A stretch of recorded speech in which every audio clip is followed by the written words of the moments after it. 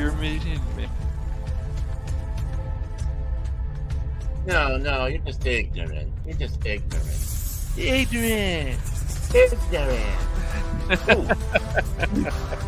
We're just chilling out, man. Yeah, man. Yeah. Hey, You were dodge really, rich, you can dodge you the were ball. really something before electricity. Oh man, you're gonna see some serious shit. The following content contains adult language and humor that is not suitable for viewers under the age of 18. Viewer discretion is strongly advised. Humor on YouTube? Oh no. The views and opinions expressed during the following video content are those of the individual and may not reflect those of others. Thank you. Shut up, me. I just blame Baron when things go wrong. I blame both of you. I blame both of you. Pop culture, opinion, entertainment, discussion, watch party, news, action. Woohoo! Pacific 414 Pop Talk. I thought it was Pacific 90110.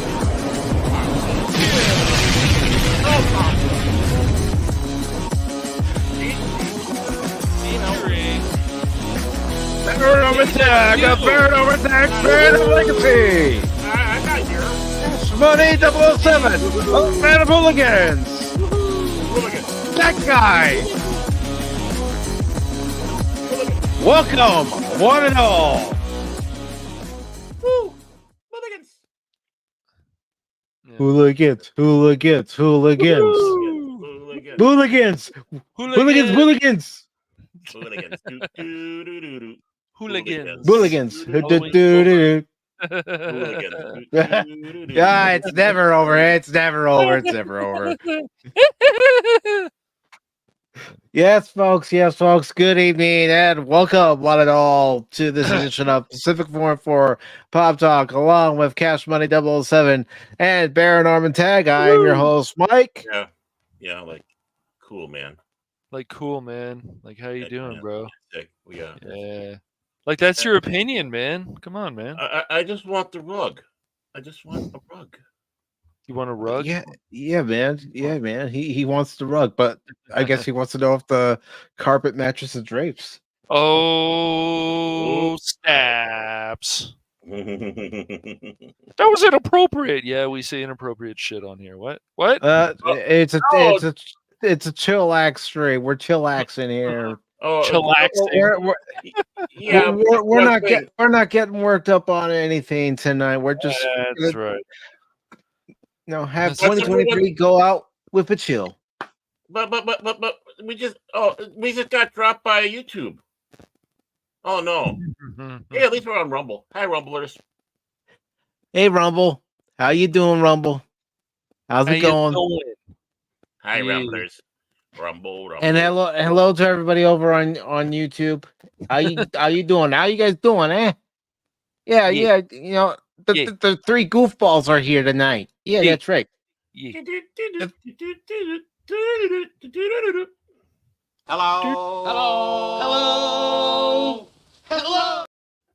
Hello.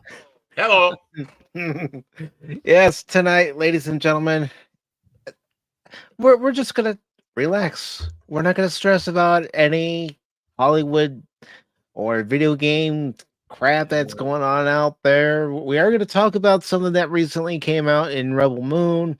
We're going to have our own different opinions on it. Yeah. But in fact, we do have a sneak preview of what we're going to say about Rebel Moon. And it's very important. Yeah, we do have a sneak preview about what we're going to say about it. It stinks. No.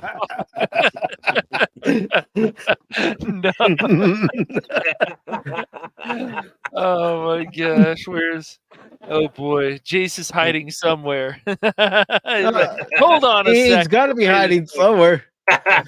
Hold on, you fuckers.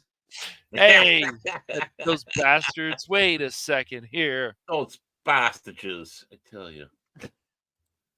Yes, our Andre from Wish. Oh man. Yeah. Tonight we're just gonna relax because I had sent a message to Baron and Cass. I said, you know what, Yeah. we're gonna stay. We're just gonna relax. We're gonna chill out. Relax. Don't do it. Yep. When you want to go to it. Dun, dun, dun. Yeah. So yeah, we're gonna talk about Rebel Moon, and Yeah. I think the first thing that we're gonna do is find out the latest adventure of Beverly Hills 414. See what sort of predicament T-Gap Steve has placed both Baron, Cash, and myself in, and also Jace coming in the story and say, "You fuckers need help." We did that just for you, Jace. We don't. And think about it. We just love to mess with Jace because he messes with us. So yeah. We've gotta mess with each other. I mean, that's you know what? Isn't that part of life when you're I know how you feel about it, man. When you're around friends, don't you mess with each other? You know, give each other hard times or something that somebody does, and you kind of bring it out and say, yeah, you do that. So hey, Chase, I would stop. Hey, I would stop talking. Hey Chase. It stinks. There you go. Oh man, I love it, dude. We just But you guys said what you said about it, and play the "It Stinks" again. I never said anything yet. What I thought about Baron hasn't told us what he thought about it. He says, "Nope, I'm waiting for the show tomorrow. You guys might be surprised." You might be surprised. You might be surprised. You might be. And, so here's my review. It stinks. Okay, now we can go on. We can go on to the next That's not topic. the review. But it's funny because it just might be Baron's review. It just might be Baron's review. You never know. Yeah, I don't think so, though. We don't, huh? Boy, aren't we so sure of ourselves? Wow. I'll tell you. Wow. I don't think so. That's right. I don't. Yeah. Baron's I'm Cash the all-knowing.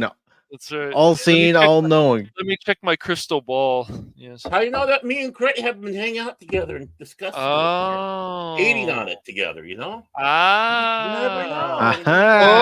Oh. Yeah. So, Jace? If you've got an issue, here's a tissue. There.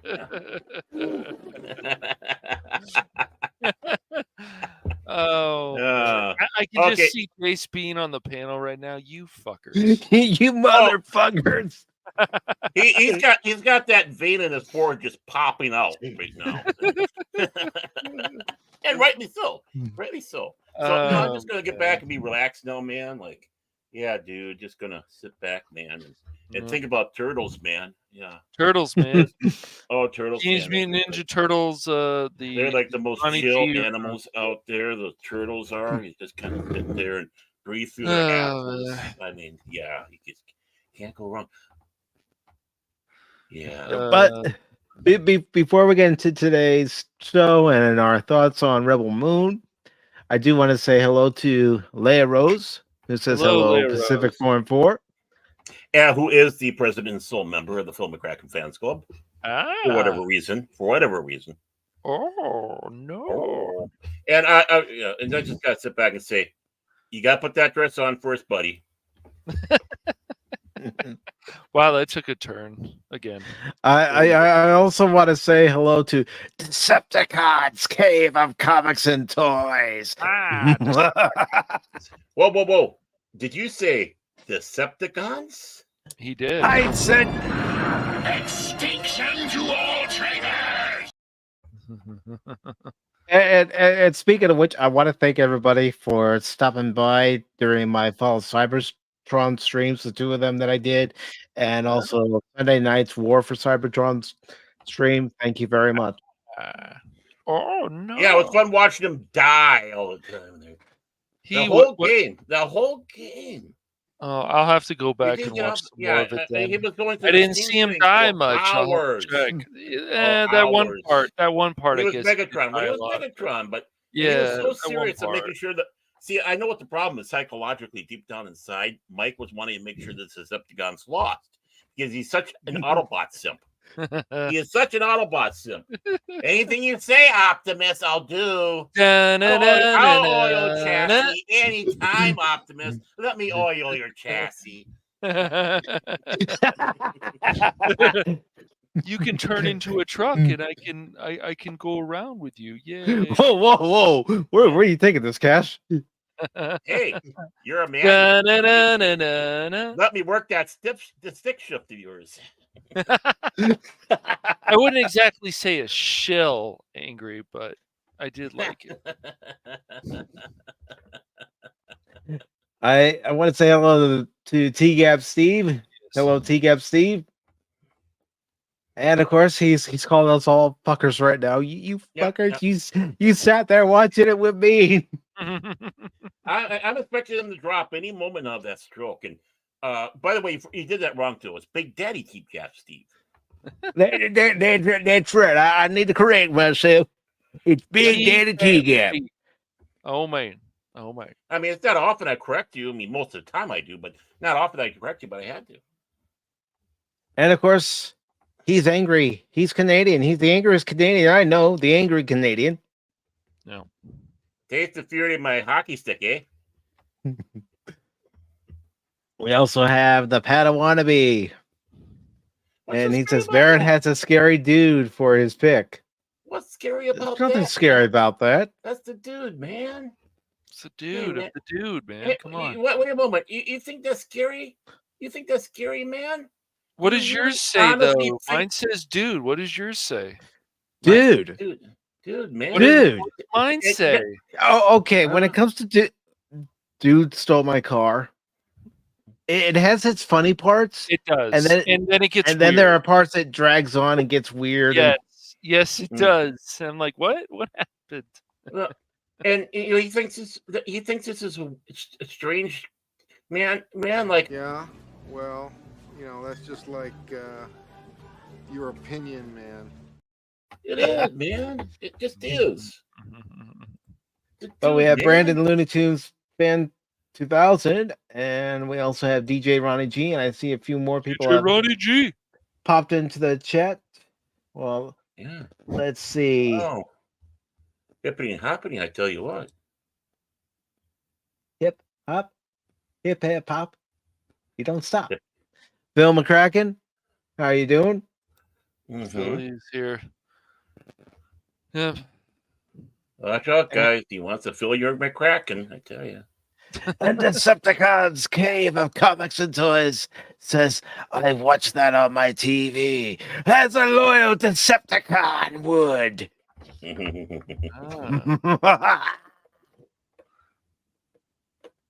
Yes, I was having a lot of fun playing with those two games. And, Sunday night streaming War for Cybertron, doing my not so good Megatron impression, but I was still having fun.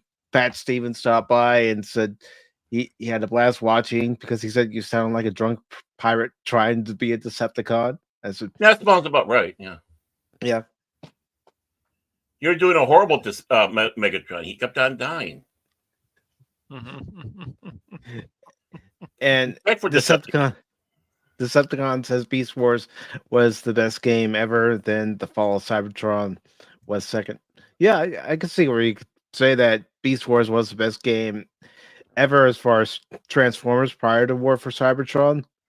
Best game ever. Best game ever. No, I'm not firing Cash. I never will fire Cash. No, we're just going to make the workplace is so toxic that he leaves on his own fruition. Yeah, so toxic, right? That's why we have Jason around the Yeah. But first, we all do our Dr. Evil laugh. Okay,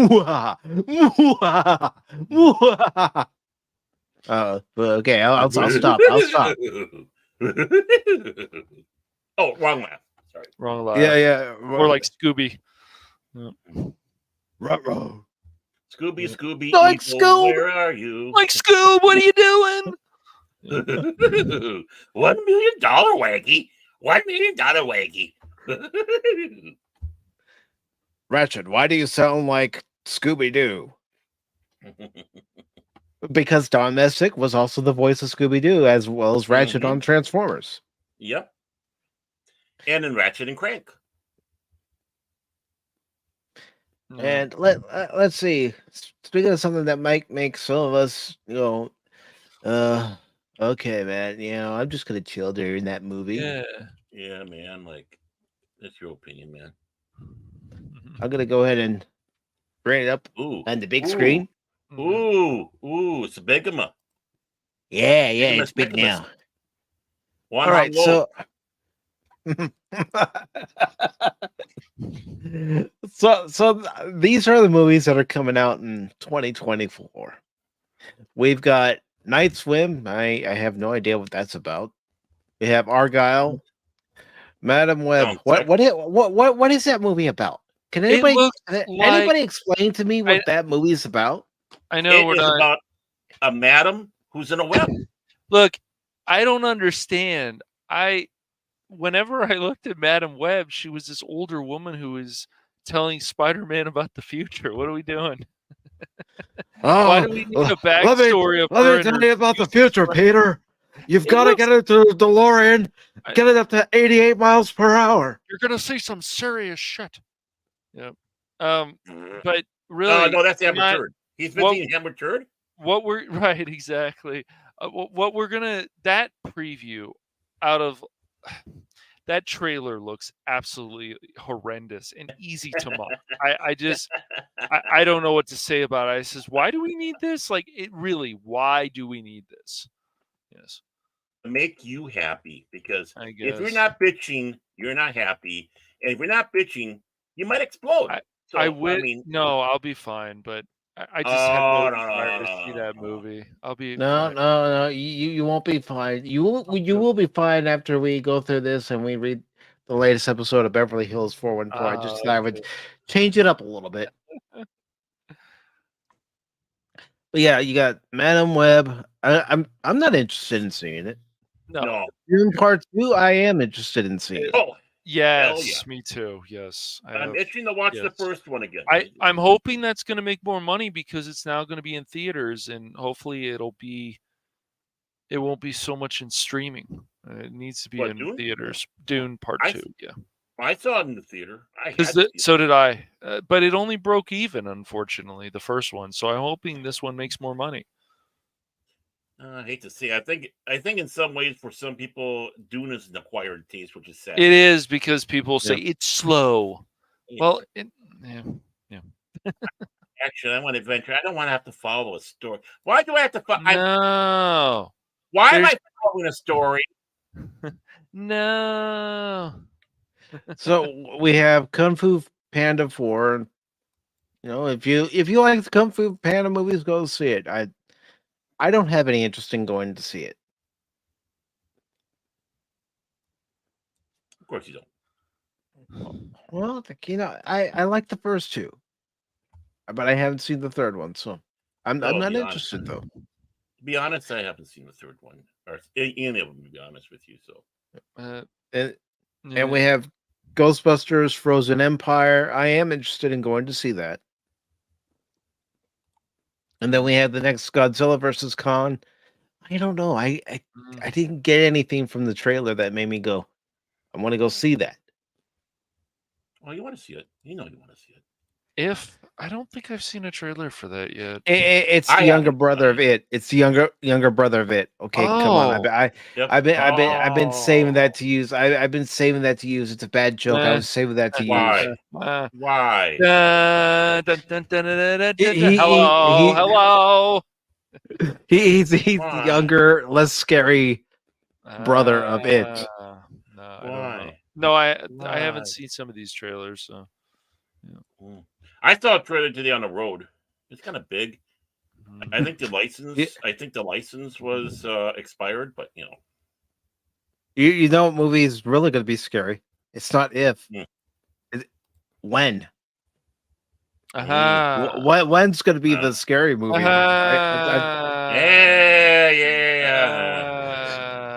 And moving on. Yeah.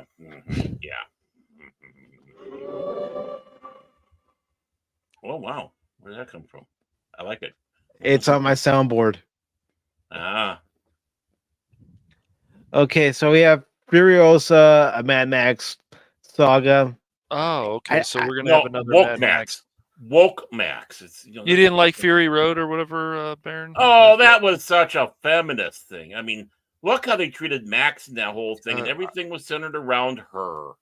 It's like this isn't a Mad Max, and I and haven't watched it. I've watched the very first Mad Max, Yeah. but I haven't watched the second one. But I've watched the very first one, the one with Mel Gibson.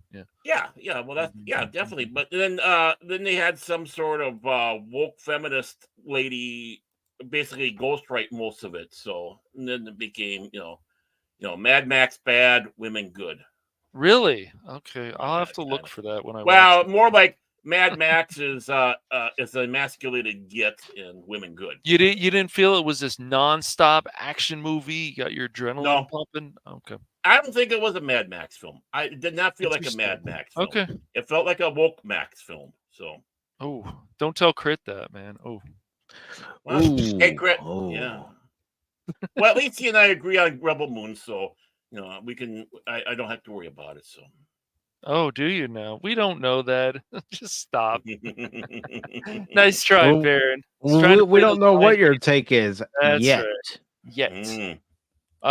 Look, I gotta tell you guys, the Planet of the Apes. Look, I know Crit has said you got to watch the Andy Serkis ones, but I watched the first one a long time ago with Charlton Heston. It was good, but I don't know. It just didn't. It didn't do much for me. Are you guys big fans of Planet of the Apes? Or I'm not a big apes guy. I could take them or leave them. Yeah, that's. I don't think they're bad films. I just no, not that into. If there's nothing else on, yeah, it's fun to watch. What the hell? That's a fair. That. And then in June we've got Ballerina. Oh, Ballerina. John Wick spinoff. Oh, well. Oh, yeah. Okay, so I want to let you guys know. Recently, I'm finally catching up. No, John Woke. No, I just recently watched John Wick 2, and man, just those so good, just so good. I'm going to be watching 3 soon, and then I'll finally be able to watch 4. So I'll be all. You know why he liked it so much? The dog got killed. Dude, I feel bad for that dog. That was the first one, though. Yeah, see, he liked that. He liked it. Like, oh, the dog. It was messed up, man. At least he got a new dog, but still, it's screwed up, dude. And then that dog got killed, and then they killed the next dog, and every film. I mean, John Wick 3, 55 dogs get killed. No, I think in the second one, his dog is still alive, actually. No, but there'll be 55 dogs in the next one. 50. Yeah. 55. 55? 55? No, 55, huh? Yeah. It'd be 55 because... do you guys think we need a spinoff of John Wick, or did you guys refine I don't know. the end of 4? Yeah, I have to still watch it. I know what happens. I don't know. Let me see the trailer. Yeah. The teaser trailer, then the final trailer, and I'll let you know whether or not I'm even intrigued to go see it. Yeah. I mean, Cash will be down there at the theater, the Loch Ness Theater. He's going to go. That's right. I said, I ain't giving you no $350, you goddamn Loch Ness monster. Get your own goddamn money. I gave him a... So, that's when he goes down to Loch Ness Theater. So. And then on the 14th of June, we had Bad Boys 4. I didn't even know they were making a Bad Boys 4. I heard about it. I think there was some jokes about it. About the old people. Old people got no reason. Then we have Inside Out 2. I haven't even watched the first one, to be honest. The first one was really good. This one I'm worried about. And then on the 26th of June, we have A Quiet Place Day 1. I still need to watch those movies. I've watched some of the first one, but I haven't finished it. There's been like 4 now or something, I guess. Something like that. 3? I don't know. Yeah, I can see that. Padawan B. And Jay says at Pacific at Cash at Baron. I sent Cashy a really short video to you guys, me to you guys, or mostly Baron. I'll watch it a little bit. Yeah. Mhm. That's good. That's good. Yeah, that's good. Mm. Angry Canadian says Short People is perfect Randy Newman song, Baron. Mm. I like it. Mm. I like it. Yeah, I like Randy Newman. Short So- squirrels got no reason. So it's been almost, what, 30 years since the last Twister? Gosh, Give or take? why do we need it? Because Hollywood's still running out of ideas. They get this contract. And Twisters. That's right. This Twister. time you don't have one Twister coming down, but you got 100 billion trillion. yeah. Well, they kind of had that in that first film. Like Twister know, after I'm- Twister after Twister was like. Wasn't Bill Pullman in that one? Yeah. Yeah, I think he was. Yeah. Yeah. Mhm. It was a good movie. Then on the 26th of July, we have Deadpool 3. Gosh, that I- better be good. I don't know. Please. I don't know. Please, for freak's sake. I have my doubts, Cash. I have my doubts. I have my doubts too. I'm worried. Disney's is whatever people want to believe. Disney just recently, they're not a $1 billion company anymore. That's got to say a lot. They're a $1 trillion company. No, they aren't. Yeah, they're multi-trillion-dollar company. And of course, we have Borderlands on I don't August know 9th. about that. I like the first two games, especially the second one and Tales of the Borderlands, but I don't know. Maybe I'll give that a try. I'm not sure. No, you won't. I know. I you might. We'll see. We'll see. Nah, you're not going to give it a try. I don't know if I'd go see it in the theaters though. No, you won't. Alien Romulus, August 16th. Oh, yes, the Romulans are aliens. So why do you need to make a movie about the Romulans? But this is under Disney. Is this? I'm guess obviously still because they have 20th Century Fox. So 20th Century Frog. Ribbit. Frog. Knee-deep, Yes. knee-deep, knee-deep. Are you guys excited about more alien stuff or? No. Not really. Why? I don't know. I'm really. I'm considering how they run that stuff so down so much. You know? 1 and 2, I'm fine with, and then after that I just go. Even Prometheus, I liked it, but I don't really remember it very much. I remember obviously Alien 1 and 2 more. So what you're trying to say is Prometheus didn't light your fire. Yeah, something like that. Good to see you, Pop. What's up, I'm pop culture? I'm sorry. So sorry. very, very I'm sorry. very sorry. Yes, And That's then never on gonna get August old.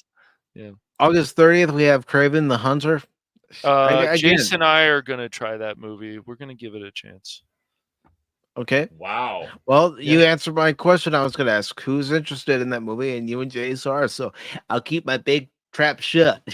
It's okay. Jace don't. Yes, Jace don't like we're gonna just be open minded about it. So we'll see what happens. Hopefully, it'll be good. Beetlejuice 2. I want Beetlejuice 2 to be good. It I would don't be know if nice. we'll be able to I top don't the think original, it's though. necessary, but it would be nice if it was good. It's not necessary at all. The first one is fine. Very good film.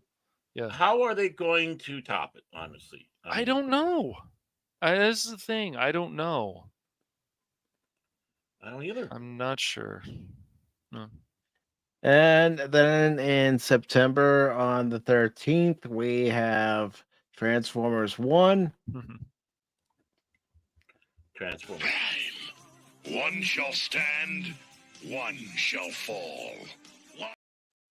Okay, so yeah, the last Transformer movie, I know Mike liked it. I know my brother liked it a lot. I still need to see it, but you felt it wasn't woke or anything, Mike. You felt it was actually a good story. Is that right? Of Transformers? Yeah, of the Transformers live action movies that we received, I thought it was one of the better ones. Okay. I ranked it at number 3 behind Bumblebee and number one still movie being is good, yeah. Transformers, the movie from 1986. It stinks. That. Says the guy who hasn't even seen it yet. That's right. But he's acting like a true Decepticon. I would never deceptive you. I never would decept any of you. Jace, I don't think Beetlejuice 2 will actually be shit. It's just I don't think it's necessary. That's all. But I guess you could say that about a lot of these sequels. So, yeah. So we have Joker, Follett, and Duke. I have mixed feelings about that. I just don't know if we need a musical of Joker. I like the first Joker movie a lot. It would surprise me actually, but this one I don't. A musical with Lady Gaga. I don't know. Gag me, Lady Gag me. And you are exactly right, Pop. 2024 is the 40th anniversary of Transformers. And as I've advertised here before on the channel, there will be an additional Pop Talk where we celebrate the 40th anniversary of Transformers. That'll be a big deal. Yeah, I know, right? That. You got to keep up, Baron. Come on, man. I know. What the hell? And I'm going to go ahead and announce it now. At some point in 2024, we're also going to celebrate the 40th anniversary of Teenage Mutant Ninja Turtles. And I'm going to include the cartoon into that because without the comic, you don't get the cartoon. That's right. Yeah, that's right. Exactly. Listen to you. That's right. I have goals for this. I have goals for this channel in 2024. And, you know, if the last Ronin game turns out well, that's a big win, man. Yeah, definitely. Mike said he's got goals for this. He told me backstage. He says he has goals for the station. And if I don't shape up, I'm not going to be part of them. Ooh, you know. Yeah, I got to shape up. He says. Sometimes he's a stickler, man. I don't know. I know he's really, really, really a stickler. I just don't know. Well, you know, Barrett, it's not all hell Megatron. It's all hell Micatron. Micatron. Ooh. I like Micatron. But yeah, I don't know about a musical Joker movie. No, I don't know. I mean, I understand why people are intrigued by it. I get it, but I don't know if it just seems like another movie that's just not necessary. Well, I mean, crying out loud, it's like we had the musical. Star Trek. Ooh, yay! They're going to have a musical. They're going to have a musical Doctor Who now. Oh, yay! So they're going to have a yeah. I mean, hey, yeah, we're not going to shitter too much now. Let's go one step further, okay? You know, yep, and the media is back to attacking fans again about a property that they have actual concerns about. But sure, whatever. Dumbasses. Well, I don't care. The more they attack, the more it means I'm right. That's the way I look at it. That's right. Yep. Exactly. Yep. Is that all you guys can come up with, really? Yeah, it's like, come on. Yeah. I'm hurt now. I'm hurt, guys. You went after me. I'm so hurt. Yeah. Aaron, it's Pop Talk. If we go after you, it's because we're poking fun at you. Oh, and I'm not talking about you. I'm talking about the media. Baron, you missed the whole joke. Oh, sorry. We poke fun at each other. Yeah. Oh, we do? Okay, I'm sorry, man. Like I was just kind of chilling here on my rug, and it's like trying to figure out what condition. Trying to figure out what condition my condition is in, man. Like, yeah, your rug. It really ties the room together, doesn't it? Hey, it does. And you said this was a chill stream, man. I'm chilling, man. Well, you'll be able to chill on November 8th when you watch Venom 3. I still have to watch the second one. Okay, so Venom. Okay, he's going to give us the whole story here. So you see Venom. So Venom, yeah, no. Did you guys watch the first Venom movie? No, I did. I watched the first one. Did you like it? It was. I liked it for what it was. For Venom, it definitely was the best. He was definitely the star. So in 2, I don't know if you guys want me to spoil it or not. I still remember a lot of 2, but hit that spoiler button. Yeah, let me hit that spoiler button. Hit that spoiler button before. Let me Let me dust it off. Yeah, he's gonna ruin it for us, folks. Okay, here you go. So basically, in this movie, it's too short. Okay, well, I think the we have right now. Talk to you guys later. See you next week. that's right. It's too short. They could have done a much better job with Carnage. I'm trying to remember this stuff.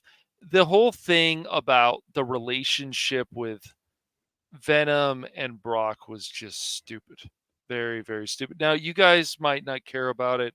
There is basically somewhat of an agenda in here, but what it is that Venom is always the star of these movies. He has some of the best jokes. Not that Brock is bad in the movie. Not that Brock? What does our president have to do with this? Our former president. Yeah, what does Brock Lesnar have to do with this? The reigning, defending, undisputed champion of the WWE, Brock Lesnar. Yeah. Sorry, I wanted to do my Paul Heyman impression for any wrestling fans out there. No, if we did have any, they're gone now. Yeah. There's just problems with Venom too. It's too short. There's some nonsense with an agenda in there. It's not that big, but it's just not as good as the first one, I would say. But if you guys, I would see the first one, Baron, and then go from there, and then see if you like the second one. But the second one is okay, yeah. That's not too surprising, but they could have done more with 2. And some of the directions they went is ridiculous. Yeah, I think Sonic the Hedgehog 3 could be quite good. You think? Okay. Yeah, exactly, dude. It was so stupid. No, Jace is right. That basically what it is. Basically, for whatever reason, Venom is actually in love with Brock. That's not exactly how it works, but And we know that it's really Jace that is. So how could they do that?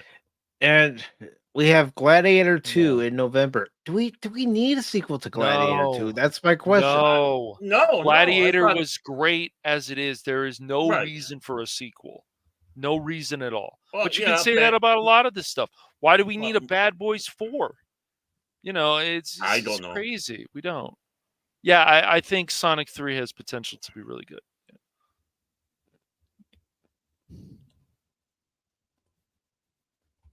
I'm waiting for Arthur 3. Arthur 3.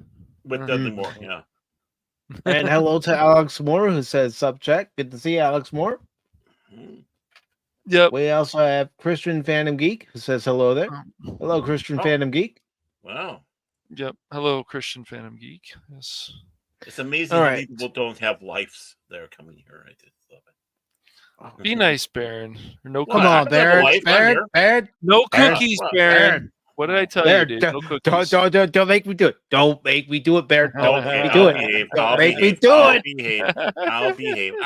I'm sorry. I'm very sorry. I was saving you some cookies, Baron. Now I'm not sure, dude. You're being. I want cookies. I know. You have to behave. You have to behave. You have to behave for the cookies, man. Whatever. Sure. Okay. Hey, Baron. Baron. What? I've just got one thing to say to you. Lighten up, Francis. I am lightened up. Yeah, I agree with all of that, Jace. Like, it's just Venom 2 could have been a much better film than what it was. I can't comment. I haven't seen it, but I don't know. I'll take your guys' input and ignore it. No, I'm not gonna ignore it. We have the War of the Rohirrim. Guys. Again, that's a movie. I'll have to see the trailer for it first before I can actually say I'll go see it. Okay, is this kind of an original idea, or is this based on something else, or what? I don't know who's doing it. Okay. Who's doing this movie? I don't know. Jackson doing it. Okay. Let me. You know what? Maybe if I increase the size of the picture, we can all see it. Think about that, Mike. Yeah. No. I don't think. One it's second. Mhm. Oh, it's Disney's War of the Home. Okay. Okay, well then I'm Is it? gonna skip it. I'm gonna skip it. I'm gonna Oh, skip. is it by Disney? I don't know. I'm about kidding. them. I don't know. Oh, I'm just- I don't know about Let me see if I can Disney. get Is this just large. I want them to find more of a brain again. And when people are like, they're not. They do care about money. I'm like, are you guys sure? You sure about that? Yeah. Yeah. Uh-huh. Okay. I'm not. I'm not. Yeah. Not lately, anyways. Yeah. Oh, it's a Mufasa is a prequel, but do we need Yeah, well, Mufasa? No. Didn't well, we learn? I would Okay. hope it was. Yeah, it would make sense. Either that is he's like this big zombie walking around out there. Is there a trailer for that at all? December 13. Okay, so that. Okay, it's the Lord of the Rings, the War of the Rohirrim. Yeah. Okay, Oh, I need to see a trailer before I. yeah. Well, more importantly, I I gotta don't see know. who's doing it. Yeah, It's if the Amazon Amazon's group. involved, no, Fuck them. I'm looking on don't want to IMDb. push myself to watch that. I refuse to watch Rings of Power. No. No. Let's see. Let's see what information I can find. I heard you're the biggest fan of that, though. What, of Rings of Power? I've never watched it. Yeah. I watched 3 episodes and I couldn't watch any more. I didn't even watch that season of Willow. I was like, dude, the only Willow movie that'll ever matter to Okay, me is the movie. it's going to be an Or upcoming Willow's. animated film. Oh, okay. Okay. Animated. Okay. When they'll be singing, dancing. Yeah, it's a Disney film. Okay.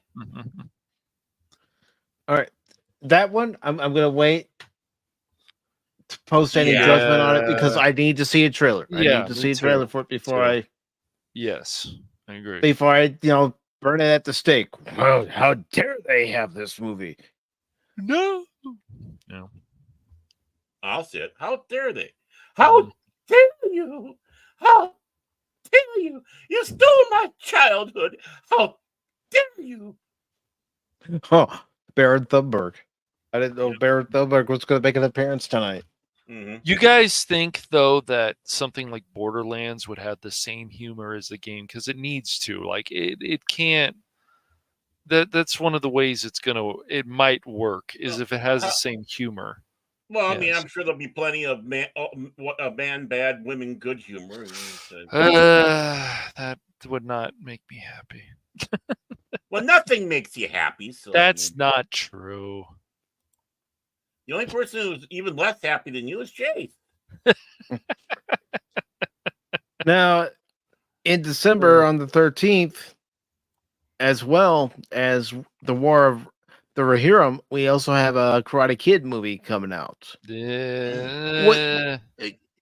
No, wait a minute, Cash. Wait a minute. It's nice to see that at least some properties that are celebrating their 40th anniversary are getting a movie or something, to celebrate their 40th. Is this actually the original Karate Kid? This is not some new. I don't know. I don't know. Let me look it up, Cash. Okay. Oh my God, who the hell cares? You will care, Baron. I told you, no cookies, man. If you don't What do care. you mean? That was Peter. That wasn't me. Right, Baron. Sure, it was Baron. Yeah, it was. Mhm. Why doesn't anybody believe me? Because you're. Let's see. Because you're a pathological liar sometimes, Baron. That's why. Sometimes. Okay, I've got a summary here.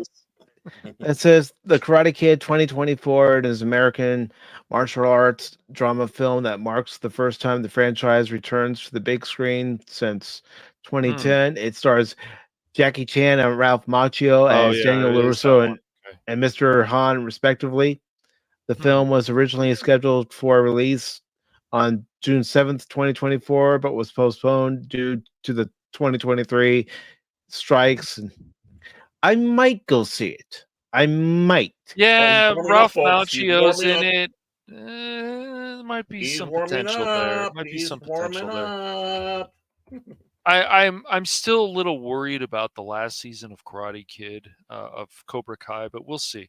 I just don't think it needs one, but maybe it'll turn out well. We'll see. Well, Netflix. you're wrong. You're wrong. Mm-hmm. Again, that's just gonna be one where I'm gonna have to see a trailer for it. Yeah. And go, okay, do I really want to spend my money on this while it's in the Exactly. theaters, or Yeah. can I wait and watch it when it comes out on digital streaming and and we have Sonic 3 later on in the month on the 20th of December. Yeah, I feel that there's potential there, definitely. They're going to introduce Shadow this time. Shadow's going to be a big part of the Shadows movie. in the night. You get the teaser at the end of 2, so yeah. I just hope they don't have any kind of wedding scene or some nonsense that did, because even though I enjoyed 2 overall, that wedding stuff was just stupid. You saw 2, right, Mike? No, I haven't seen 2 yet. Oh, okay. That's fine. I have not seen 2. I saw the first one when we watched it together, but I have not seen the second one. Well, if you ever want to see it, let me know. All right. And then, of course, also on the 20th is Mufasa. I didn't go see the live action. Well, I shouldn't even call it live action. It was all CGI, computer generated. Yeah, call it what it is. It was an animated film, just yeah. But I don't know that I have any interest in seeing it. But again, it falls under the same category as some of these others. I want to see a trailer or 2 or 3 before I say, yeah, I'm going to see that. I'm going to see that. Going to see that. I can wait for that. I want to see 8 trailers first. Then I should have an idea of what the movie is. Yeah, and I don't have to see the movie. Mm-hmm. How that works. So before we get too deep into this evening's broadcast, we do have our latest episode of Beverly Hills 414. Let me just get the music ready. Make sure it's not too loud. Oh, that's right. Yeah, because I've been playing with that. Sorry. I'm sorry. I'm so sorry. That's all right. Let me know if this is too loud, everyone. Ah! Okay, I know it's good because Barrett's just over exaggerating. Who said I was over exaggerating? Oh, wait a minute. I can't hear you. Never mind. Previously on Beverly Hills 414. I haven't even read ahead, so I don't even know about this yet. I don't either. So, Cash, you could go ahead and read your part. Oh, yay. Go for it, Crypto. Crypto. That's cash to you, Baron Orman Tagge. And that was a beautiful beginning, too. It was like, no, all right. Very Crypto. professional. Very professional. I know, right? Very professional. Crypto tried to walk casually away from the taco truck. Every shadow he knew might conceal a taco ninja waiting to pounce. Cookies to the wallet he might survive, but not show stars. Not ow stars, I guess. Yeah. Read much? Right. You're making Mike sound like a professional newsreader here, man. Well, I mean, that wasn't even a real word that he wrote, but anyways, he had considered calling Mike or Baron to have them come pick him up, but had dismissed that idea. He kept telling himself it was because if the ninjas overheard him, he'd be gone like Gulak. Is that I'm pronouncing that right? Yeah. Guac. Yeah. Guac. I thought that was guac. It's guac. No, it might be guac. Guacamole. He's just making up words at this point. Dang it, guacamole. Guac. Yeah, all right. That's a real word. Come on. Come on. All right, we'll Come give him on, we'll give him the benefit of the doubt. He admitted, however, that it was mainly because trying to tell him that he was in danger from taco ninjas about to throw down with the burrito pirates. The bee pirates bit would embarrass him. What is going on? Crypto is afraid of ninjas plundering his burrito. Her. Are the bee pirates or har, I guess, yeah, Are the bee pirates talking about using you for cornhole? Har har har har. Just ask for a soft taco then. Har har har. A soft taco in your cornhole? Wow. Guacamole. He could have wrote guacamole before. I'm watching UT Cap.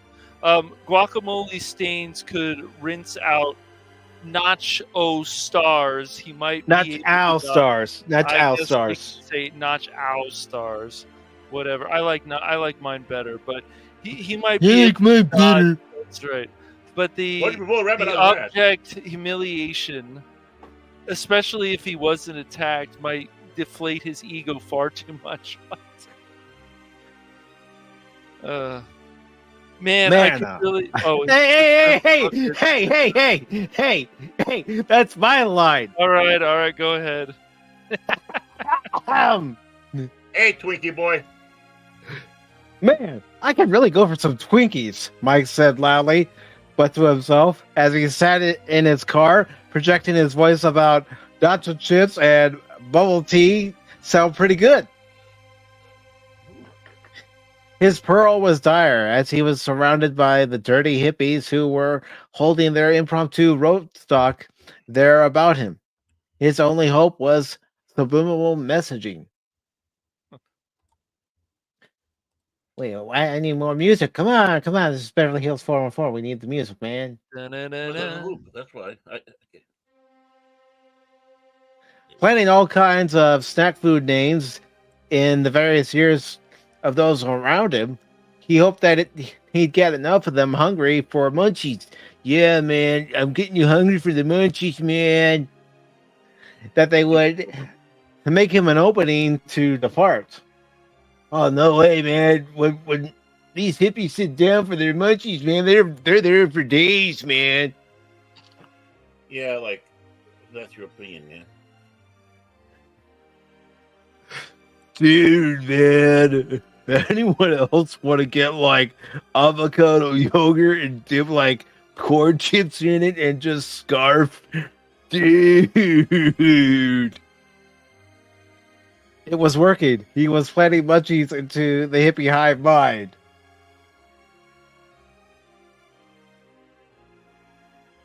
Your turn, Baron. Okay. This is how a professional does it. No. Baron was not having a good time. True, the bag that had been put over his head had been removed, but his captors had tied his wrist to a post using something fiendish, like clothesline. Oh. I got it. He could barely see as they had replaced the bag over his head with some of the laundry in the basement, a lacy black bra over his eyes, and something that tasted like stocking in his mouth. Oh my. I don't want to know. Okay. Suddenly, it clicked in his head. He had seen this bra before. It belonged to the neighbor 4 row houses down who cleaned her house and her underthings. Don't ask how Baron knew this. How do you know this, Baron? Oh, wouldn't you like to know? He couldn't remember her name, but he did recall she had a thing for listening to disco and did this little shimmy when listening to ABBA. Focus, Baron. Why were they in her basement? Can Crypto escape the Fallout area when inevitably the guacamole hits the salsa and his own Pico de Gallo will be in barbacoa till he is crispy like a Dorito? No, I can't follow your lead, Baron. No, I can't. Will Mike's clever plan to subliminally plant Munchie Run into the hippie hive mind work out? And is he willing to sacrifice the local gas station they inevitably descend upon? Depends on how priced our gas prices are. Yes. How will Baron ever manage to escape his perilous pearl? And why does he keep hearing ABBA's "Take a Chance on Me" in his head? Good song. Yeah, very good song. All this and more on Beverly Hills. As Beverly Hills 414 continues after these messages. Hey, why not Flub? Because he's a super pooper. No, wait a minute. Super. Notch ow. Notch ow. Notch ow. Notch ow. Notch ow ninjas. Notch ow ninja. Yeah, you better watch out for those notch ow ninjas. Notch ow. Ow ninjas. No. Do we want to? Yeah, go ahead. I just want to know when this is going to happen. Cash Money can put his change in my piggy bank any day. I'm waiting for that to happen in the next episode or something. Yeah. Come on, Tagge. We need his love interest. His long-lost love interest. Yeah. Well, what some nacho ninjas? Nacho ninjas. One hung low, the ninja. The long-lost love interest of one crypto coin. We could call her Bitcoin. No, boy. No.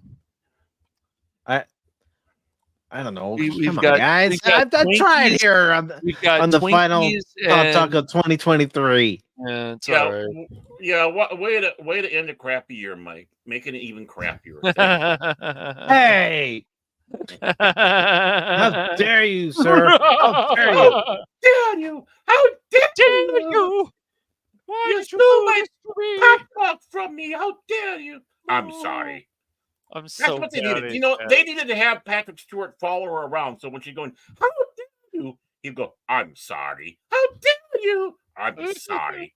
So I think she runs around in a private jet, man. That says a lot right there. Hypocrisy. Anyways. Well, because she's a special little child. That's for sure. Well, she's not a child no more, but no, but she is special. You know what I mean? Dun, dun, dun, dun, dun, dun. So yeah, Jace really wants this. Oh, don't worry. We're getting into it. I'm just downloading his video he sent so I can then upload it without having to use too many different sources. Cash. I know, but I told him no. But I told him. I says we'll think about it. He says no. Come on. Well, I just dangling that carrot. I want to keep him close to that level of the stroke that he's having. You know. Yes. Yeah, I mean, you got to be careful of those strokes. Those Norwegians, man. Come on. Stroke. Yeah. Mm-hmm. Yeah.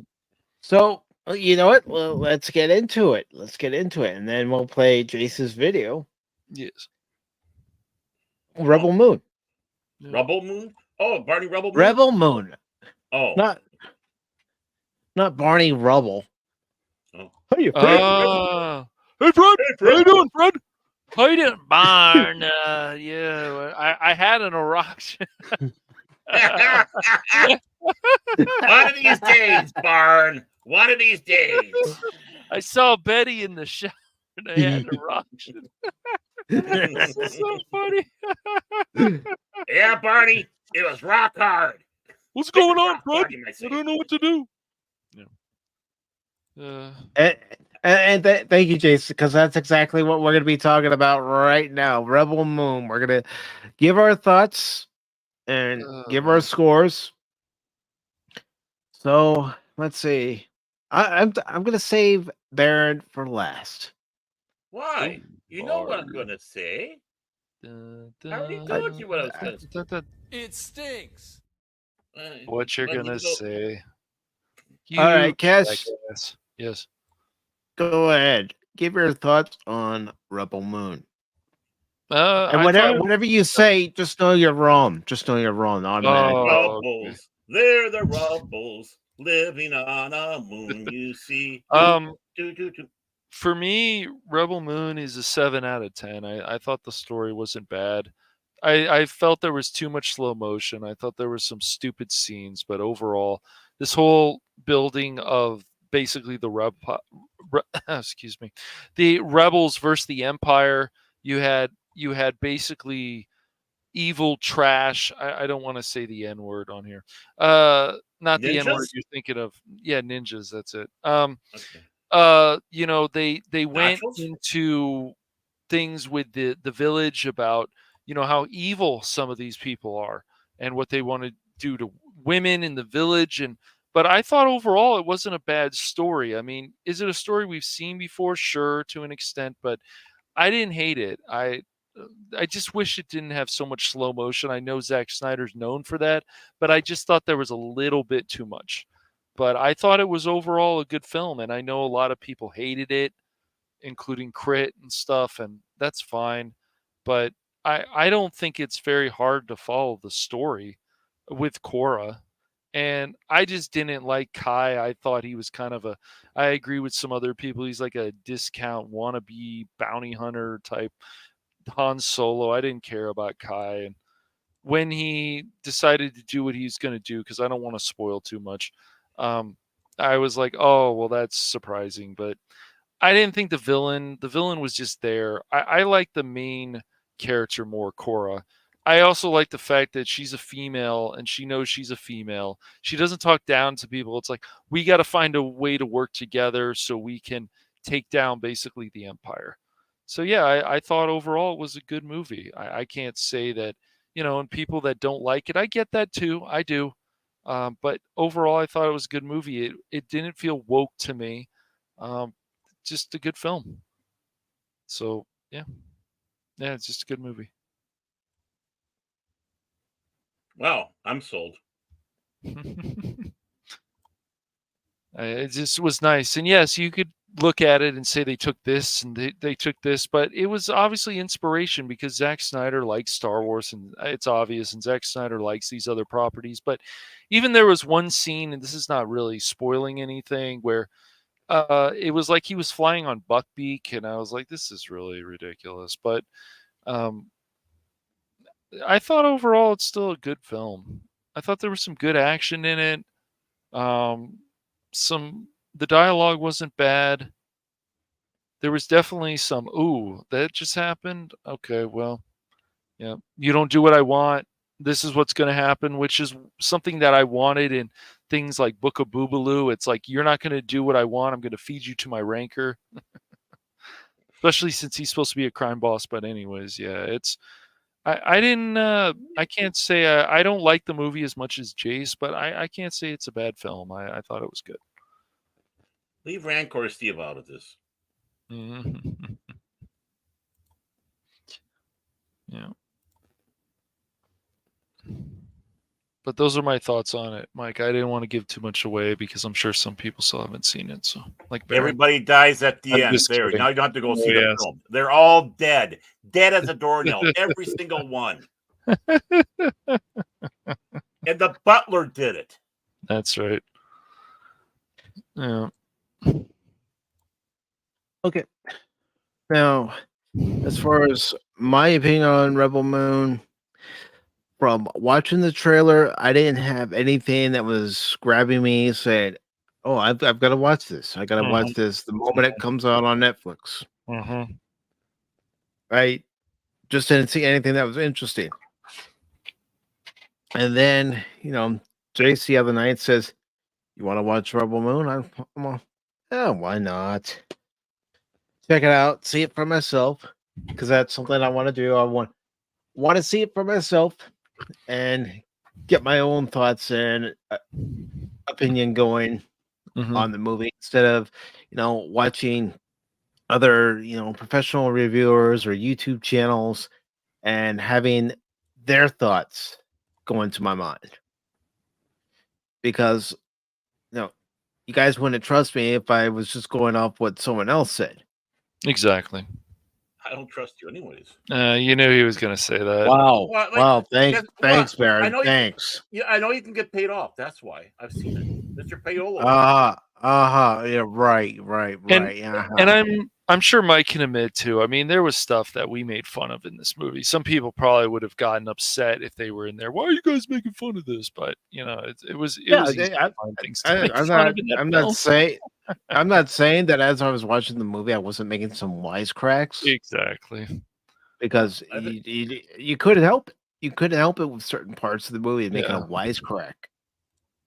I mean, especially, Especially when you can tell that it was going to be a slow motion scene. Okay, here we go again. Right, exactly. Yeah. Here we go. No, you did it wrong.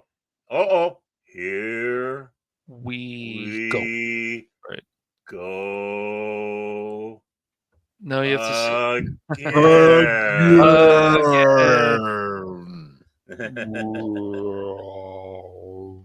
Matrix monthly. So, as I'm sitting there watching it, I could make some parallels to history, especially World War II history, Yes. with what happened in Europe Mm-hmm. during the late 1930s going into the 40s. Yep. And as far as the character of Cora is concerned, I like the character.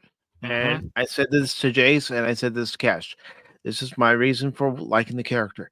Because one, she's not a Mary Sue.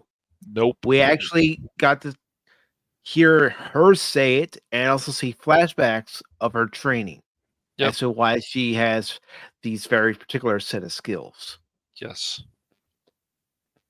They weren't skills that were just thrusted upon her. And I like the fact that when there was this thing where these soldiers were in this farmhouse and they were about to grape a girl, that she intervened. Yes. Because guess what?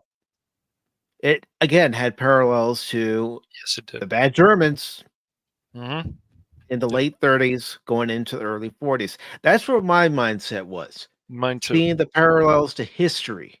And how those parallels have been, salt and peppered into movies about an occupying force taking over.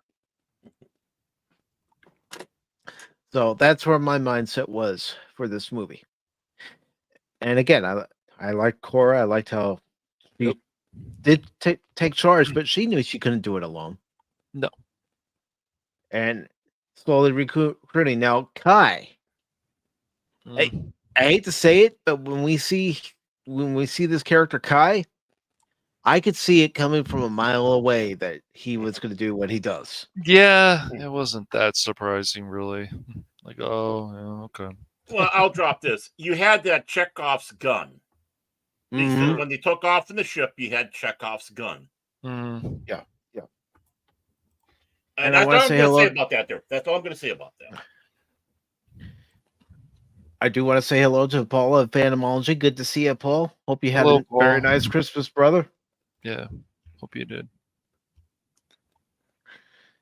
And overall, I did like how the group of bandits, group of outlaws, the Magnificent Seven came together. Yeah, not bad. Yeah. Now, here are some of my gripes against the film. The slow motion. Yes, I know Zack Snyder is known for the slow motion, but there were parts where it was just, excuse me, overkill. It was absolute overkill. I agree. It's like, here we go again. It's coming, Cash. That and some of the CGI was a little iffy. Yeah, it wasn't the best. It could have been worse, though. But yeah, it could have been worse. And those are two gripes. And there were a couple parts where I thought the story did get slow. Yeah. And if I'm going to give this movie a rating, and this is based on going into it with very low expectations, I'm giving this movie a 7 out of 10. Because it actually gave me something I wanted. Yeah. A hero who wasn't a Mary Sue. Yes. She didn't talk down to anybody. She really wanted to work with people. She was going to be strong when she needed to be. The person that she seems to love doesn't seem weak. He's trying to help in the situations. It's not always working out, but he is trying to help. Yeah. But those are my thoughts on Rebel Moon. Now, Baron, I'd like to hear yours. Yes. Oh boy. Oh, we've got Baron Tron. Yeah, let me pull out my book here that I wrote. Oh, yes. Okay, page 1. Hated it. Page 2. Hated it. No, all seriousness, though. I'm going to piggyback on some of the stuff the gents say here. Is, I went into the story, and I'm like Mike, I went in with no expectations. I didn't go in with low expectations. I didn't go in there with high expectations. Yeah. I just went in there with, okay, let's just watch this movie and see what it's like. Because Zack Snyder has a love-hate relationship, and fans have a love-hate relationship with him, and I wasn't going to let that detract it at all. So it's like I'm not going to even think about it one way or another. Going back to the trailer, what I thought was absolutely brilliant about the trailer was you didn't know what was going on with this movie. You didn't. It didn't give anything, not That's one true. thing away. That is true. It was enough to sit back and go, okay, what the hell is this? And yeah, I mean, there was some concerns. It was like, oh, it looks like, okay, she's got the red lightsabers, and they look like they're on Arrakis, and this, but you really didn't know. And it's like, it was all disjointed. Well, where was this? Where was that? So it's like, okay, I have no idea. It's not like it's spelled out for me. I know what's going on. Got to give them tons of props about that. So yeah, I am low expectations. Let's put it that way. So with that, this movie was very impressive because I looked at this, and yeah, I mean, I think most people should look at it with the popcorn action adventure, that action adventure swashbuckling films like we used to have back in the 80s. But I went in there with more analytical mind and stepping through. Okay, what is the voyage of the hero, the hero with many faces? What do we have here? You don't need to be Joseph Campbell or even read his stuff to appreciate that. And I know I saw some people just briefly, just there 1-2 little snarky lines out there about just detracting it, going, this is just 40K from Wish, or all they're doing is copying Star Wars. Well, let's take a couple steps back. You can say the same thing about Star Wars. Because there's instances where you can sit back and point, this is where George took his inspiration from Dune. This is where he took it from the Foundation series. This is where he took it from the Dam Busters. This is where he took it from the Magnificent Seven Samurais. This is where he took, and so on and so on. Again, it's all the inspiration. And yeah, I mean, he's even admitted that he was inspired to create Star Wars because of the Flash Gordon serials. Yep, exactly. The history of the samurai and other stuff, which you can compare that to the lightsabers. Yep, and even when Han and Luke are, at the gunner position in the Millennium Falcon, he took that from bomber pilots and crews in World War II. Right. And of course, you say the fighters from the actual battle and trench runs from actual war footage from World War II, both European and Pacific, more Pacific, and such. So we have to also remember this was something that Zach was trying to push with Lucasfilm for a Star Wars film before Disney bought, and of course, when Disney came around, there was no chance in hell this was going to happen. So let me put it this way. Yeah. Screw Jar Jar. Why the hell did they go with them? They should have gone with Zack Snyder. Because this movie gave us 100 times more of a feeling of what a true Star Wars film is than Jar Jar could poop on Amber Heard's bed. Honestly. And the reason why, again, he grabbed the inspiration. Obviously, the inspiration from the Star Wars universe. That cannot be denied. Right. Because that's what he was originally going with. But yeah, you can see elements from 40K. Now, before people get themselves butthurt about 40K, they have to remember that 40K started out with tongue firmly in cheek and grabbing from all these other science fiction, science fantasy properties for their own stuff. I mean, when they have Sherlock Clouseau as a character in the early game of Rogue Trooper, I mean, they're obviously in this an elf or half elf or whatever. Clearly, the tongue is in cheek. It just evolved into the grimdark that we have now.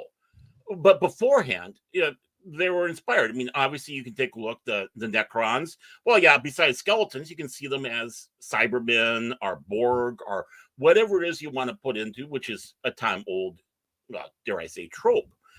So yeah, the uniforms that you see, even some of the gun designs, straight, look like they're straight out Warhammer 40K. Yeah, no I problem. can see that. You got to remember who was he hanging around with for a few films? Henry Cavill, and Henry Cavill is what? A big 40K guy. So I wouldn't doubt if he got inspiration from that area. Yeah. So you can see it's inspiration and not necessarily a blatant ripoff, which it's not. I actually had more of a feel watching this of Battle Beyond the Stars more than Star Wars. And despite what Phil McCracken and others say, Battle Beyond the Stars wasn't as much of a Star Wars ripoff as it was a Magnificent Seven ripoff. Okay. Yeah, basically, but backing on the success of Star Wars. Okay, we'll just do the science fiction Magnificent Seven instead. But of course, well, it's in space, they're shooting, they have bad guys, blah blah. It's Star Wars. It's like, okay, come on, get your heads out of your asses, So I was, viewing that. Oh, there's that strong Seven Samurai, Magnificent Seven, Battle Beyond the Star feel to it. Interesting enough, the computer, I believe, for the ship was called Korra in the Battle Beyond the Stars. So surprising, huh? The backtrack on the main character. Well, you can consider that a nice homage. Yeah, and I think that's what this was. This movie is completely a homage film, I would say. I mean, yeah, it came from desire to do one thing. When that didn't come to fruition, it's like, well, it's still a good enough story. I want to bring this around and continue it on, and obviously make whatever changes there are into it. And while I'm at it, I have more free reign. I can do things. Which he did. Now, again, we're talking about the face of the hero, the main character, as you all stated before, is no Mary Sue. We did get those images, flashbacks of her explaining how she came about, why she came about. You can see the trauma. Yes. I mean, this is a scarred hero. But through this all, you can see that the hero is healing, much like Mad Max in the Road Warrior, or Mad Max Part 2, where, like I said, you have yourself a duology. Mad Max is where he loses his humanity. The Road Warrior is when he gains it back. This is a journey where you have this main hero. She is gaining her humanity back. She's escaping. She's running away. This should have been what Luke Skywalker was more than anything else, instead of Jake Skywalker that we got. With having those scars, much more believable than what Ruin Johnson did. Again, why didn't they not go with Zack Snyder? I know, surprising. This is one of the things where I sit back and say it's going to be a surprising thing to hear from me. So with that, you have that strong character, like you said, the farmer boy. The farmer boy, again, a simple man, a good-hearted man, innocent man. Yes. And being thrust into this, but he still is able to stand up and do some pretty heroic things. And not only that, saving, but, and I'm not going to get any further on that one, but, he rises above even probably what he thinks he can do himself, which is, again, the hero's journey. This is what being a hero is about. A hero or a superhero is not going out there with, I'm going to go out and save the day attitude. No. Screw you, Alan Moore. A real hero, a true hero, is an average person who is thrown into extraordinary events and being able to rise up above them and write it out. Yep. And this is what we have with that character. Again, I don't know how versed Zack Snyder is and Campbell and all the others, or even the mythology aspects of it all. I gather he probably is to some extent, Mm-hmm. but he is. But he definitely hits those right marks of what mythology, folklore, all the things that we've been clamoring and begging for are. We have been given it right here. We've been handed this film. And yeah, like you said, in the beginning, the build up a little slow. I think the CGI, especially in the beginning, was a little weak. But I don't know what the budget was. So, I mean, Yeah. there might be an excuse for that one because this is being done for Netflix. This isn't done for the theaters. So, unlike the $500 million films that we're getting from Disney and Lucas farts, and still looking like chintzy crap, they might have more of an excuse with this. Yeah. And they're also doing 2 films back to back. Now, the one thing I have to sit back and say, I do think there was some stuff that was too abbreviated in this film. But of course, they also made it known next month or whatever they're going to come out with the extended version. Yeah, the rated R Yeah, one. the extended one, which Cash and I were talking about that, and we're saying, well, why not just come out with that to begin with? Right. But they want to build up anticipation and an audience want for it. But if you're gonna go ahead and release the extended cut, then give us everything so we can see the movie as it was intended. Right, exactly, which would have Yes. been a lot better, I think, because there was some stuff that Yes. was just way too abbreviated that should have been expanded upon a little bit more. But then again, I think there was also some stuff that was dragged out a little bit too much and should have been abbreviated. So, trimming down some stuff, adding some stuff where it was needed, should have been on the board. It should have been on the board. But yeah, the thing it should have because let's look at it this way: the extended cut might actually fill in the gaps that are needed to be filled in, to where those who didn't like Rebel Moon might actually prefer the extended cut. Just like there are people that prefer the extended cut of the Lord of the Rings trilogy. Right. And not only that, they like the Zack Snyder cut of Justice League over the other. So I think it was a mistake that they didn't do that right away. They didn't need to build up any anticipation. We got the sequel coming out in April. So it's not that far away that we're going to be seeing this follow-up, which is good. It's very good because a lot of sequels you have to wait 2, 3, 4 or more years before you get the true sequel. Right. Exactly. And considering that this is a back-to-back story, because here's a spoiler. When you get done with this movie, you can feel that this movie is not done. And there's a reason why, because it's a 2-part. There's going to be a second part. It's meant to be a 2-part. Like Lord of the Rings. I mean, when you got done with Fellowship of the Rings, it's like, well, it doesn't feel like it's finished. Well, we got the 2 towers. Well, that didn't feel finished. Well, we got Return of the King. Okay, now it feels finished with the 3, 4, 5 endings that they had. Back to the Future Part 2. That wasn't finished. Right. But one thing that movie did was it gave you the trailer for Part 3 at the end of Part 2. Right. Which I'm surprised they didn't do. Which I'm surprised they didn't do for this one. But in some ways, did it really need it? Basically, Part 1 was your trailer to the next one. It's like, okay, you like this? I mean, you got introduced characters that kind of abruptly disappeared through the movie, but are going to come back. And there's 2 of them specifically that comes to mind. I'm not going to say who they are, but they will come. Now, when you're talking about the soldiers harassing, assaulting, that sort of thing, unfortunately, that's something that war doesn't matter which war it was that you're involved in. Every war, sadly, involves, and that even includes the quote unquote good guys. Even our side did things like that because war brings out the worst in us, but as much as that, sometimes it does bring out the best in us too. So that has to be remembered. So you see that aspect that this isn't a pretty situation.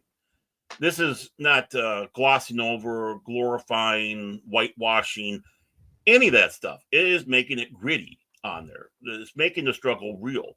You are watching a science fiction Iliad and Odyssey. And you're feeling along the way. You feel for this character. This is not this is a true feminist hero. This is a true feminist hero. She's not anything you can do. I can do better. Men are jerks. Blah blah blah. No, because she has her baggage. Right. But she also knows she has her limitations. What you were saying, which I believe you were saying before, Mike. She knows she can't do it by herself. She needs a team. Right. And she's, she's gonna get, even when she's attacking a guy and stuff, like she still gets hit. It's just, it's not, she still gets hurt a little bit. Yeah, she gets brutalized a little bit in this film. I mean, that's no surprise, nor should it. But then again, I think they all kind of get a little brutalized in this film, because what do you have to do? You have to watch your heroes stumble. You have to see them fall a little bit. You have to see them in despair, because when they build up again, when they rise up again, you can see, oh shit, it's going to hit the fan. Right. The determination is like, that's where you start rising up, watching, and going, my God, this is it. And this film did that. This is something we really have not seen in movies for a while. So, I mean, I understand. Yeah, the first half of this film, or the first part of this film, slow, dragging, kind of meandering. Zack Snyder's taking a little bit too much time to build it up. And not only does he have the slow motion, he's got the lens flares that he borrowed from Jar Jar as well. It's like, oh, yeah, I see you went to the Jar Jar School of filmmaking. Lens flares. But once you start getting to the crux and getting into that story, this is what we wanted. This is what we need. And I say, if you started watching it and had to turn it off, whatever, please pick it up again. Pick it up where you left off. Now that you got that divorce out of your system, and pick it up and watch it through again, or even maybe wait until the extended version comes out, or the R-rated version, or whatever the hell they're calling it. The see that changes your opinion. See if that changes your opinion. Because I'm going to see that one when it comes out. It's like, okay, I want to compare notes. I want to see how this one went to the other. So this is a film that we needed and wanted and needed. Yes. This is something that gives us, again, hope. And what makes it even more impressive, this is on Netflix. Yes. A company that is known for having woke propaganda on their that's service. For sure. Netflix has had 2 massive home runs this year. Yes. Huge ones. One Piece. Yeah, One Piece and Rebel Moon. Although I would rank One Piece above Rebel Moon. Me too. My opinion. Yes. Yeah. Because I did find Rebel Moon not as enjoyable as One Piece. Me either. But the thing is that's the big amazing part, and this is where I was saying before, we're going to be seeing changes happening. Well, if Netflix can do this so soon, turning things around after the crap that they've handed us, then this is a new hope. But if they were right, but if Netflix is a lot better, then they get rid of cuties. That would be a good. Yeah, that would be a lot better. Yes, they need to get rid of that. I mean, they really do. There is some baggage there, but I'm just talking about new stuff. I mean, when you have 2 new properties that you come out with, especially after the fiasco of Cowboy Bebop, and a few of their other little mess ups that they had, and their arrogance about it afterwards. This is such a refreshing, and you got to praise where praise is needed. Yeah, I was going to say, it falls under the line of what we've been saying here on Pop Talk this year, is when they do something good, you praise them. When they put out shit, well, call them out on it. Right. Yeah. So if you're going to go with a rating system with me, I would give it a solid 8 out of 10. And I actually do kind of put on this. I do kind of put it on the same level as One Piece, because the fact that, again, I really had no expectations one way or another. I wasn't Mhm. walking in and going, I'm preparing myself to be disappointed. And I wasn't going in there saying, oh, I'm about to get wowed. It's like, okay, let's see what you got from me. And I found, just like I found One Piece entertaining, I found this just as entertaining, but on another side. Because, One Piece is whimsical. One Piece is fun and whimsical. This is Yes. more brutal and hard. Mhm. So you had two sides of a coin, and both delivered properly. And I just hope that this part 2 they don't fall down on. And that's Yeah, my me big too. scare. Yes. Yeah, Korra's story was interesting, and yes, we've seen this type of stuff before, as I've said, Right. but it still wasn't. It's not bad, and it was just No. nice to see characters. Even the one man she seemed to start having feelings for. He was even like, look, I hope everything's fine, and that we can try to work things out. But even he was not able. That No, these people are just evil. They're Germany back. They're these evil Germans at the time period where they're going to do whatever they want, take whatever they want. So But it's like, no, we've got to fight these people. They're bad. right. I just with the villain though, Baron, like to me, he was nothing special. He was He was. fine, but Mhm. you know, Yeah. I've seen this 1,000 times. It seems this kind of villain and that tentacle stuff. I guess I kind of understand, but he Mhm. didn't really blow my mind. But it was Korra's story Mhm. that Well, was more interesting to me than this wannabe trash German mhm. person. As in Mhm. at that time period, I want to make that clear. At the time period, Well, Yeah, during World War II. exactly. Well, yeah, and the thing is, everyone's saying German, but it's also the parallel of the Soviet Union, what they did, Yes, you're Castro, right. North Absolutely. Korea, Yes. Mao in Right. China. I mean, Right. it's Right. just not the funny man from Austria with the No. mustache, but No, it's all it's these not. That's right. creeps out there That's that right. came in, and these are Well, all the same right, and tactics even that they did. Japan was communist at one point, especially during Right. World War II. So yeah. hmm Yeah, and they still have a communist party going on in there to this day. But with that, Yeah. what was I going to say? Because you're bringing that one point up on. Oh God, what was it? Because so many things got hit at one time there when you're bringing it up. Um, with this story, because there is a lot to this story. It really is. It is even though it's complex weaving is simple to follow. Right, Right. and Korra being where she says, "I'm gonna leave" to her father.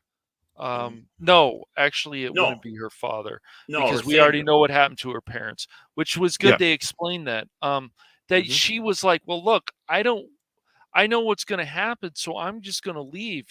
People aren't hmm listening. And Right. that obviously goes on. They're not listening. They Oh, don't understand what now I trouble remember. is coming to them. And I See, was like, I like that kind of stuff hmm in a story because it's right. realistic. That's hmm how a lot of people would feel. Yes. See, I think the one thing that you fell into a trap in, I think a lot of people are falling in a trap in, Mm. that admiral is not the bad guy. He's not No, your no, you're main right. You're right. bad guy. He's not He the is main just a guy. puppet. He's the puppet. Right. Right. But Right. right. But he's still supposed to be, the villain. But yes, you are right. He is the Right. puppet. Yes. Yes. So which will make it going to be interesting to see what are you going to do when you do bring, because we did get glimpses of who the true bad guy is, the regent. Yes. Right. Right. So it's like, Mhm. okay, how are you going to perform this act? Throughout the film, of course, you're thinking, oh, this is a bad guy. Mhm. He's kind of lackluster. Then you figure out, well, no wonder why he's lackluster. He's just a tool. He did a great job being just a Yeah. tool. Mhm. And that's all he is. No originality, no nothing. But you got to admit, Yes. part of him was the fact that he was a bit of a tough bugger. He was not necessarily Right. one that turned around and run away. He did No. face battles, so Right. which was refreshing to see. Mhm. But he was still a tool. Yes. So let's see what happens with this tool in the Right. next installment, especially when you do see the true face of the enemy rising up. Right, and I also felt like this whole thing about his staff, like it's just like I think the thing with Negan and his bat, it gives him. He feels that it gives him power It over gives him people. the power. He feels empowered Yep. Right. when he has it in his hand because he can cause them pain, Right. Yep. emotional pain and physical pain. Yes. Right. And you see that all throughout in real history and such. I mean, look at all the British generals, brigadiers, whatever, officers walking around with swagger sticks. Well, those swagger sticks were more than just to have for show and swagger with.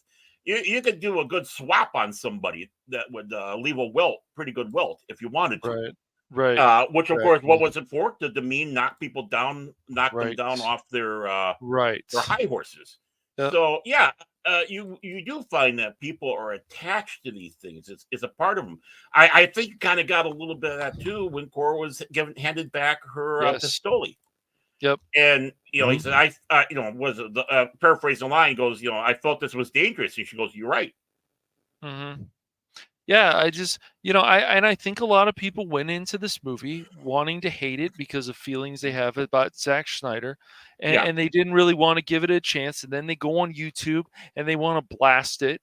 And then I feel other people that come on to that same panel and say, no, I feel this way, that they're just ready to strike on them and say, you're stupid, you're this, how could you like this? Do you even know what entertainment is? And because we have these elitist people too, who have their heads so far up their ass, they don't even know where it is anymore.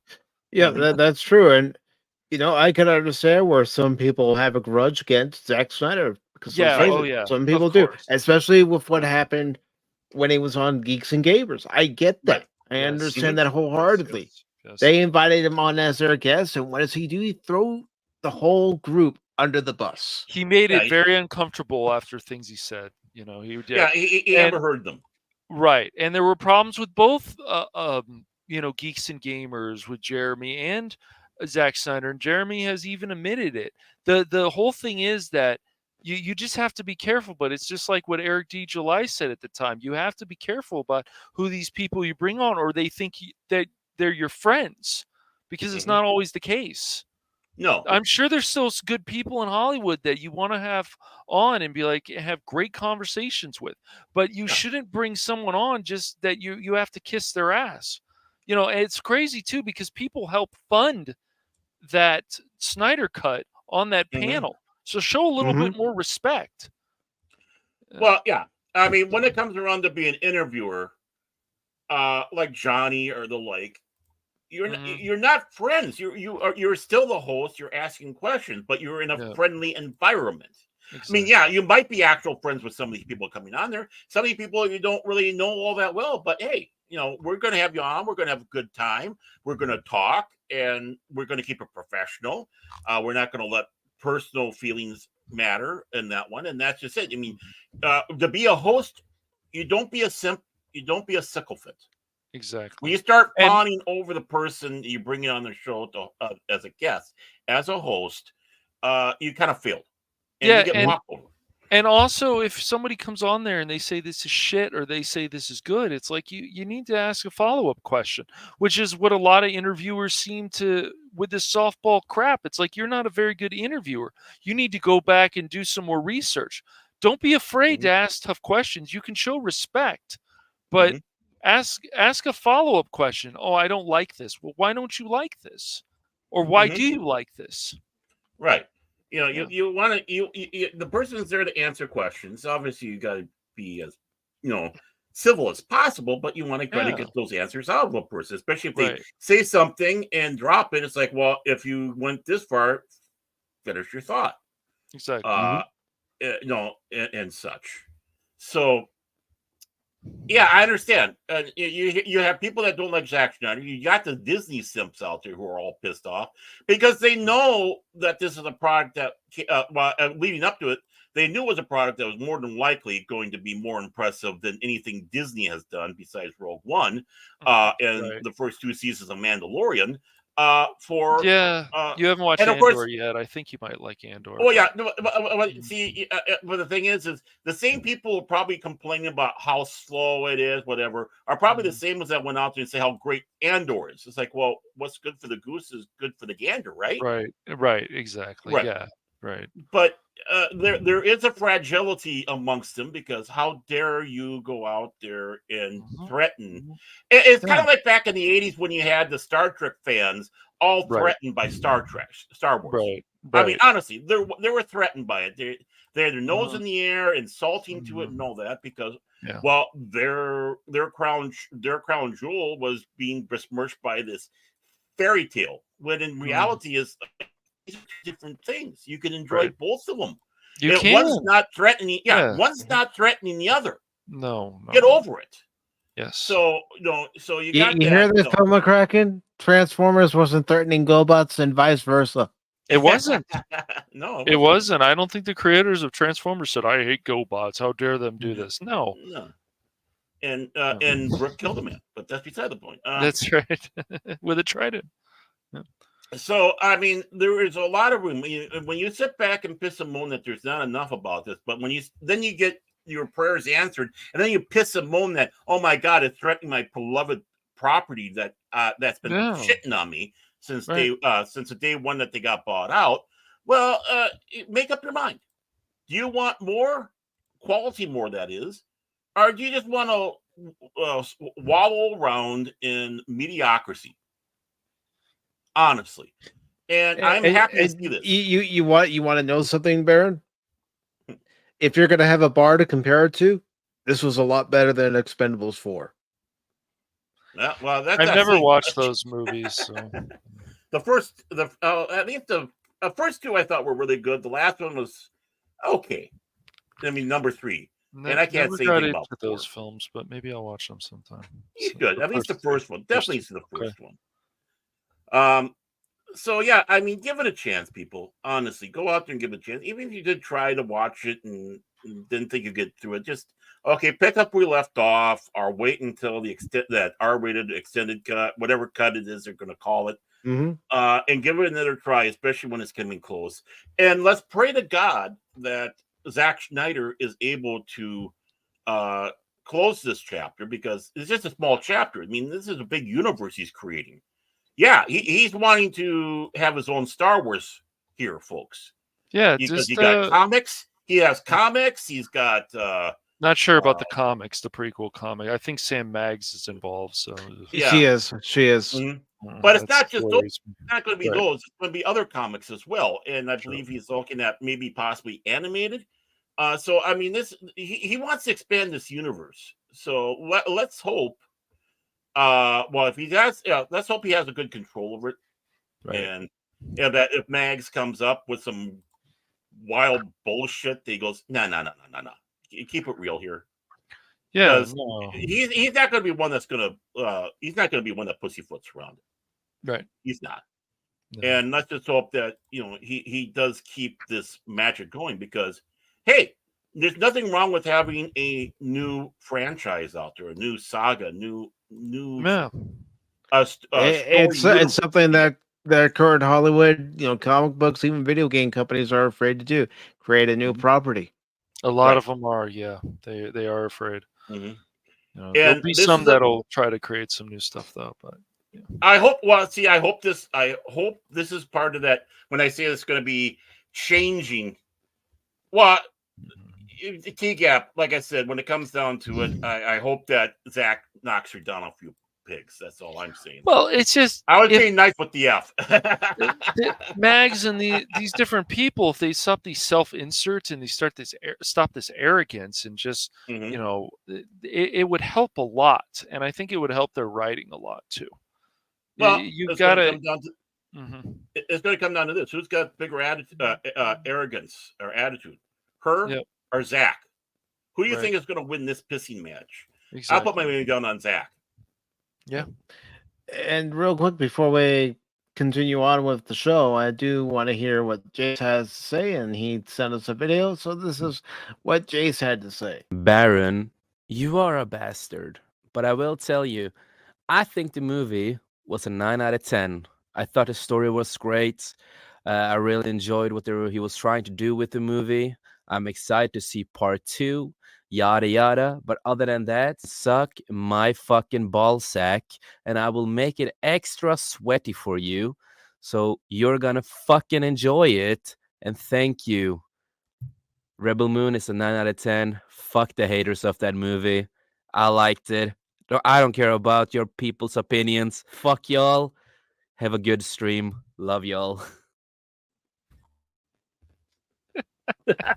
It stinks. Hey, Chase, you're a little premature there. But then again, I heard that's nothing new with you. Oh, bro. Now, do you think about? Shots fired! Shots fired! Damn, man. So, Chase, do you Wow. take that part back about? I don't care what you guys think about it after I gave my review. Now, come on. I think there's a little groveling on somebody's part here that needs to be done. No.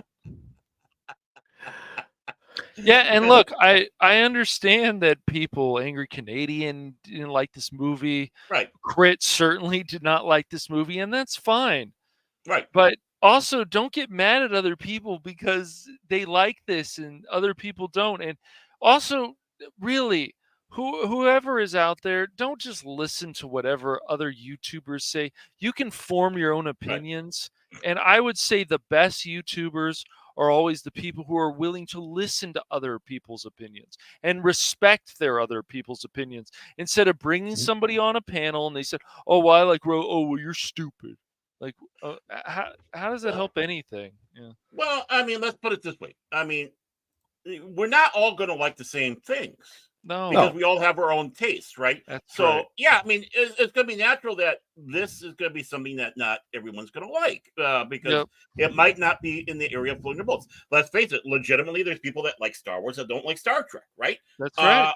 But right. there's no knows how to join, and vice versa. There are people that don't like Babylon 5. There's people like that think Star Wars is stupid because they just don't like sci-fi for whatever reason. Right. They just don't. It doesn't appeal to them, and that's fine. It doesn't drive with them. It's not their cup of tea, and that's fine. We all have things that we like. We all have things we don't like. We all have things that we prefer to see in our sci-fi, fantasy TV shows and movies. Right. And if we don't see it, well, then we crap on it. Well, the Let's thing face it. What's great about it, though, is now we have more options. We're not just stuck with just Star Wars, Star Trek, and Doctor Who. Right. I mean, basically, isn't that the kind of the mantra most people have been doing for the last 5 years? 5 years at least. Star Wars, Doctor Who, DC, of course, Marvel, DC, Star Trek. All that. Isn't it nice that there's another property out there, even if it's not necessarily a property that floats your bubble, right? Yes. Because having more properties that are done well and only makes us stronger out there. It only makes our fandom. Well, T-Gap's right here. I don't know, Mike. Some people don't like Babylon 5, and some people are wrong. That's because they are non. They are non. That's why they don't like Babylon 5. They are non. Look, I was going off on that joke. Even with that nonsense in season 5 with the cult garbage, like I don't like that stuff. Oh no, you know who's still lurking in the chat, don't you? You had to mention season 5. You know what he's gonna do. You know what he's gonna do. I know. I don't care. Whatever. I don't. I'm used to the nonsense from Trolly McTrolly. But honestly, yeah. Oh, sorry. Go ahead. Go. Go ahead. Go ahead, man. Well, but honestly though, isn't it great though that we're getting more options? And it's not one of those bandwagon. It's trendy bandwagon things. Exactly. It's actually we're going out there making something that I hope the people that are in the science fiction fantasy will enjoy. Yeah. If it's not their cup of tea, well, it's not going to be their cup of tea. I understand that, but hey, now there's more options out there. It's like, hey, we got Farscape to watch now. Right. I want more options. Getting back to not everybody likes the same thing. I'm not as crazy about Joker as everyone else is. Me either. No. Mm-hmm. Just the But musical. I'm not saying it wasn't a good movie. It was a good okay, movie. yeah. It's just not, up to the hype that I think Right, it's I being get that. portrayed at. I get that. I don't think it was overall a great film. I think it was Right. very good, but I didn't think it was a great movie. I didn't think it was great like The Dark Knight. I don't care what anybody says. I love The Dark Knight. Yeah. No, but that if there's one thing, even if you didn't like this movie, there should be one thing you should be doing: celebrating the fact that we're starting to kick more options. And I hope this kicks open the door to, and like I said, part of that 5-year plan I was saying. Jason's gonna kill you now. That this is again going down that path to give us that. And again, it's not going to be trendy science fiction to appease those that go, I watch Big Bang Theory, so I know everything there Oh is. no, the about Big fandom. Bang argument again. Well, again, I'm not going for the show. I'm not going for the show. I'm going for the fact I know. that I got you. I got you. Hey, Jace, I've just got one thing to say to you. Let me just get the clip again. Oh God. One shall stand, one shall fall. Why throw away your life so recklessly? Like, we need more properties. I would like to see more fantasy stuff. I would like to see, wait for it, some actual quality, to me, Marvel shows like Agent Carter, Agents of S.H.I.E.L.D., everything that they did, there was build-up, there were character development, there was all kind of cool stuff. There was death, there was heartache, there was triumph. Like, I want to see this again with these characters. And so when I see something like Korra in Rebel Moon, I'm like, I don't mind this character. I really don't. I don't care what anybody thinks. She wasn't a Mary Sue, as we said.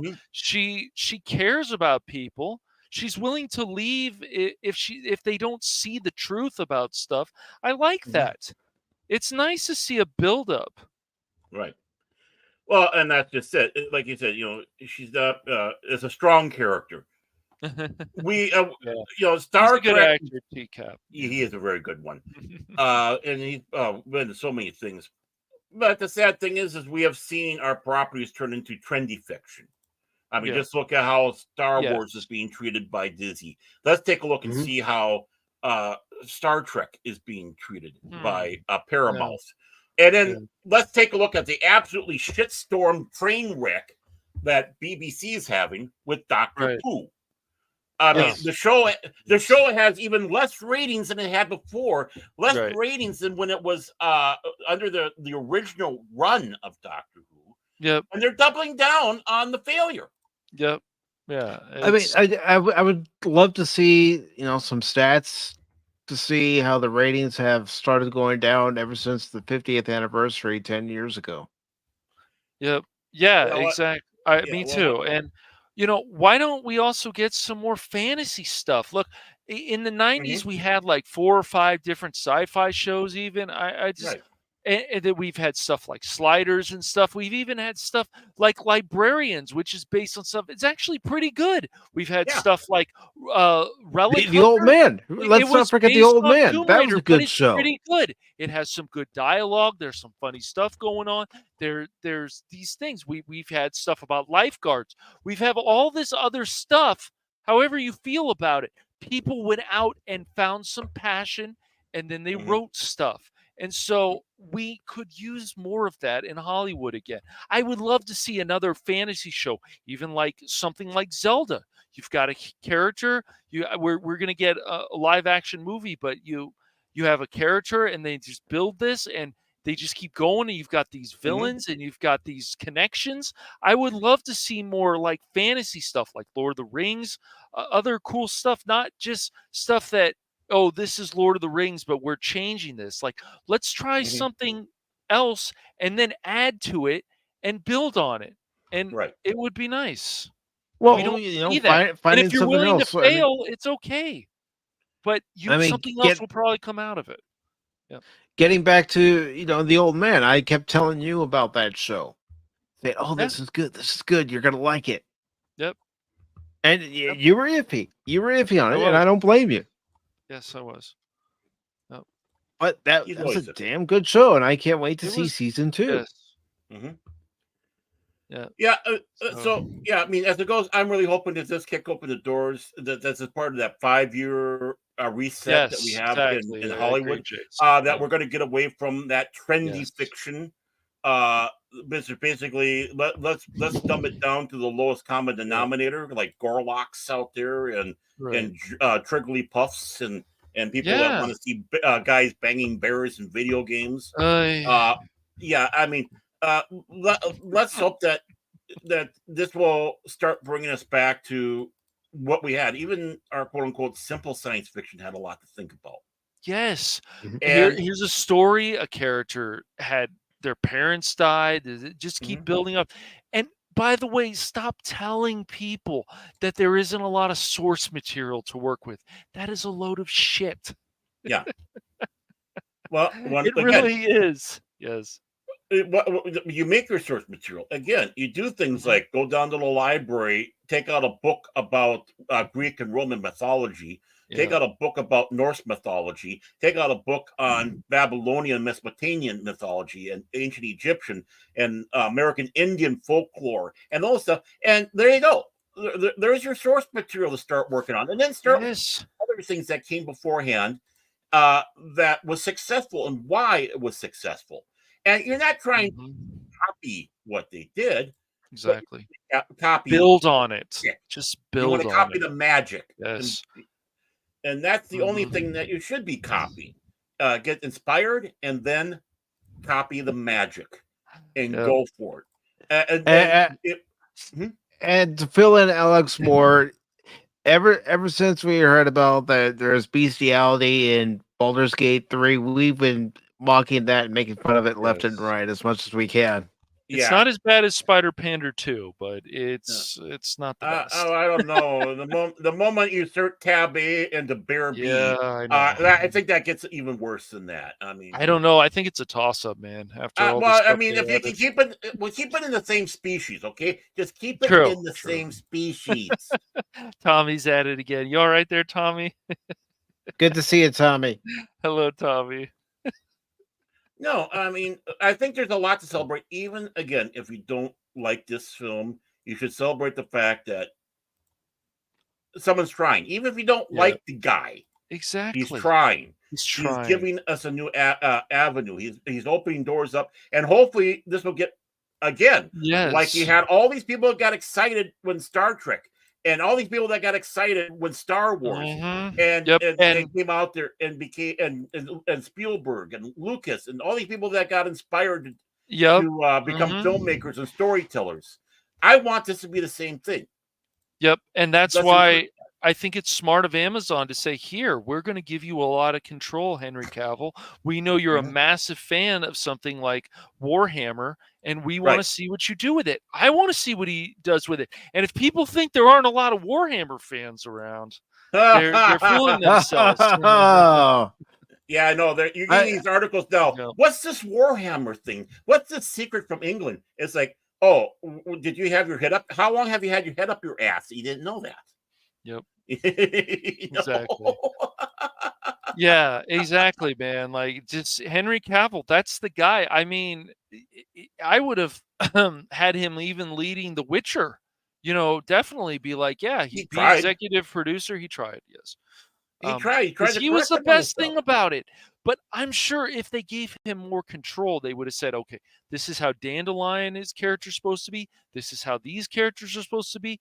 You guys are changing too much. Even when you watch the original Witcher and you compare that to either the novels or the game, it's like, they're still changing too much. They need to follow the format a little bit more. It would be nice. Right. Yeah. And I do want to reiterate, I might have given Rebel Moon a little bit higher of a rating, except for one thing. We haven't seen part 2 yet. Right. And they are connected. Yes. And let's just hope that Zack Snyder, unlike Jar Jar Abrams, knows how to finish or close a story. because Lord knows Well, Jar Jar doesn't know how to. I wish it was all of his fault. I mean, you can blame a lot of people from Disney. Well, not no, just I'm him. talking I about mean, in general. Jar Jar does not know how to close a story. He's a good starter. He's a good starting pitcher. But when it comes around the closing, he can't do it. We're talking about just trilogy in general? In Okay. general. In general. And you're right for using that analogy. He's a good starting pitcher. But you need to have those middle relievers, and you need to have that closer that can shut the door at the end of the ball game. Right. Get that third out of the ball game, the 27th out, however you want to put it. Right. And the So you funny can thing win. is, in the Star Wars, they did have a good closer until they sent him down to the minors, and that's Colin Trevino. Right. Well, I When mean, you read about what he was wasn't wanting to do. right. Yeah, I mean, he did close movies. Some movies, Super 8, I would say it closed. Even if people want to say it's more of a ET story, it still had a closing. I don't remember. There are some. We gotta remember, there are some pitchers that can pitch the entire game and do good, but it's not very often. And and again, they're openers and not closers. Even an opener can close a game now and then. Yeah, it definitely, man. It's just, but overall, when you take a look at the stats, if you want to be baseball about, look at the stats. You're going to see. No, don't put this guy on the mound in the 5th, 6th, 7th inning. Well, it's always going to be a problem with any director when they care more about their agenda. And before, it was like the way he ended. Alias was fine. The Loss, I understand people have mixed feelings about. I get that. I didn't hate that ending, but I just. There's things that, but once again, with Star Wars and Star Trek, if we're just focusing on that, once again, you watch Beyond. Do you remember what happened? I don't. I like the movie. I did. It was a Wrath of Khan what ripoff. happened.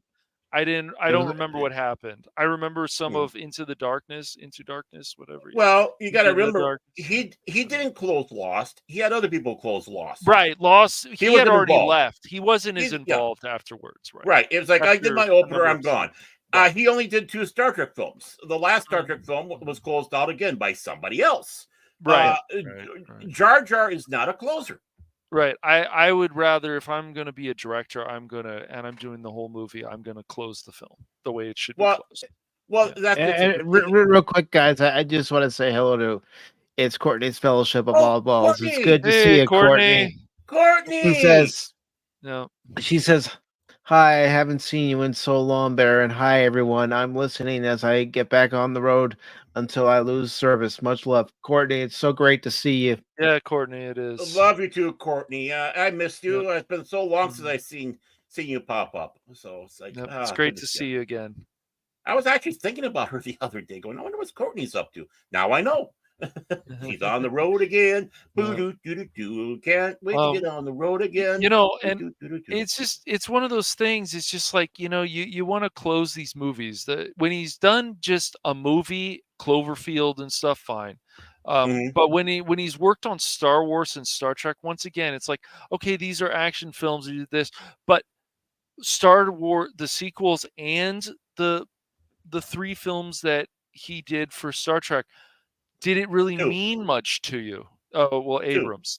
Was it just 2? Oh, excuse me. He only did 2 of those. Yeah, that's right. That's right. Beyond was somebody else. And the else. That's right.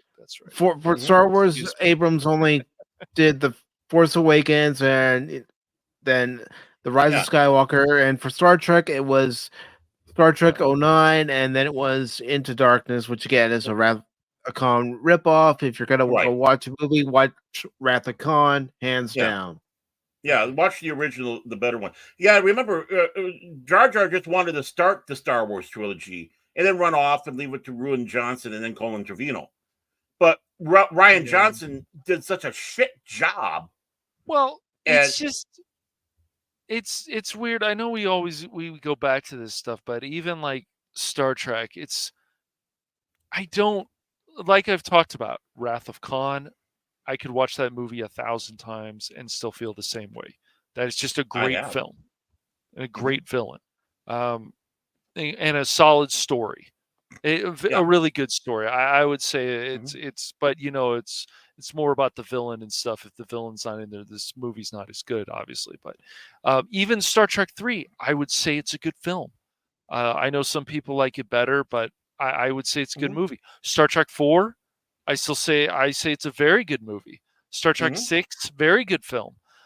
These are very enjoyable movies, but with the Abrams films, the 2 he did, and even Beyond that somebody else did. That's right, I had forgotten somebody else did Beyond. It's not memorable. Not that it has to be, but it's not memorable compared to the old Star Trek movies. And the same thing I can say about the sequels. Sitting there being so desperate to see something of Ray Origins and then being like, oh, they finally did it. And then it's like, is this really what I'm excited about? It makes your head spin. Well, I disagree with you on the one part there, Cash. Yeah, it has to be memorable. Okay. That's I mean, it helps. It helps. No, it has to be. If it doesn't, if it's not memorable, how does it get ingrained into society or even to you? That's actually no. I do agree with that point. Actually, right. I do. So I mean, you every Star Trek film that was done, in the original 6 is memorable. Even Star Trek 5 for all the wrong reasons. For all the wrong reasons. The motion picture. Yeah, I still think the motion picture. Not just Star Trek. You guys know how often do I go on about Transformers and do my impression of Optimus Prime and Megatron because it made that kind of impression on me as a 6-year-old. Even today, it still resonates because I think back to it thinking, man, that was a good time to grow up. Right. But I'm just saying that it's one of these things also, Baron, the whole memorable situation that even the Batman, I liked it, but once again, I don't want to go back and watch it again because of some problems I have with it, but I still enjoyed it. Yeah. See, and that's just it. You can go back and watch, you can really go back and watch all 6 Star Trek films and even 5 if you watch it, watch it with the fact that we're just going to have fun with this. We're just going to have fun with this. And there's one thing I've always said about 5. Yes, it's not the best of Star Trek movies. But there's one thing I took out of it. It's the brotherhood of Kirk, Spock, and McCoy. I agree with that. Yes. Right. And life is but a dream. That's the other thing. Well, and again, what you're saying about the villain for Star Trek 5. Well, yeah, the thing is, though, is you needed the other aspect because Star Trek 5, not Star Trek 5, Star Trek The Wrath of Khan.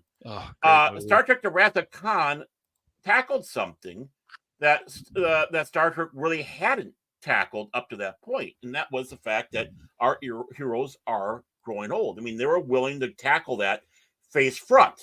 Yes. That we're not young people anymore. The original name of Star Trek The Wrath of Khan was the Undiscovered Country. Why? Well, in Shakespeare, the undiscovered country is death.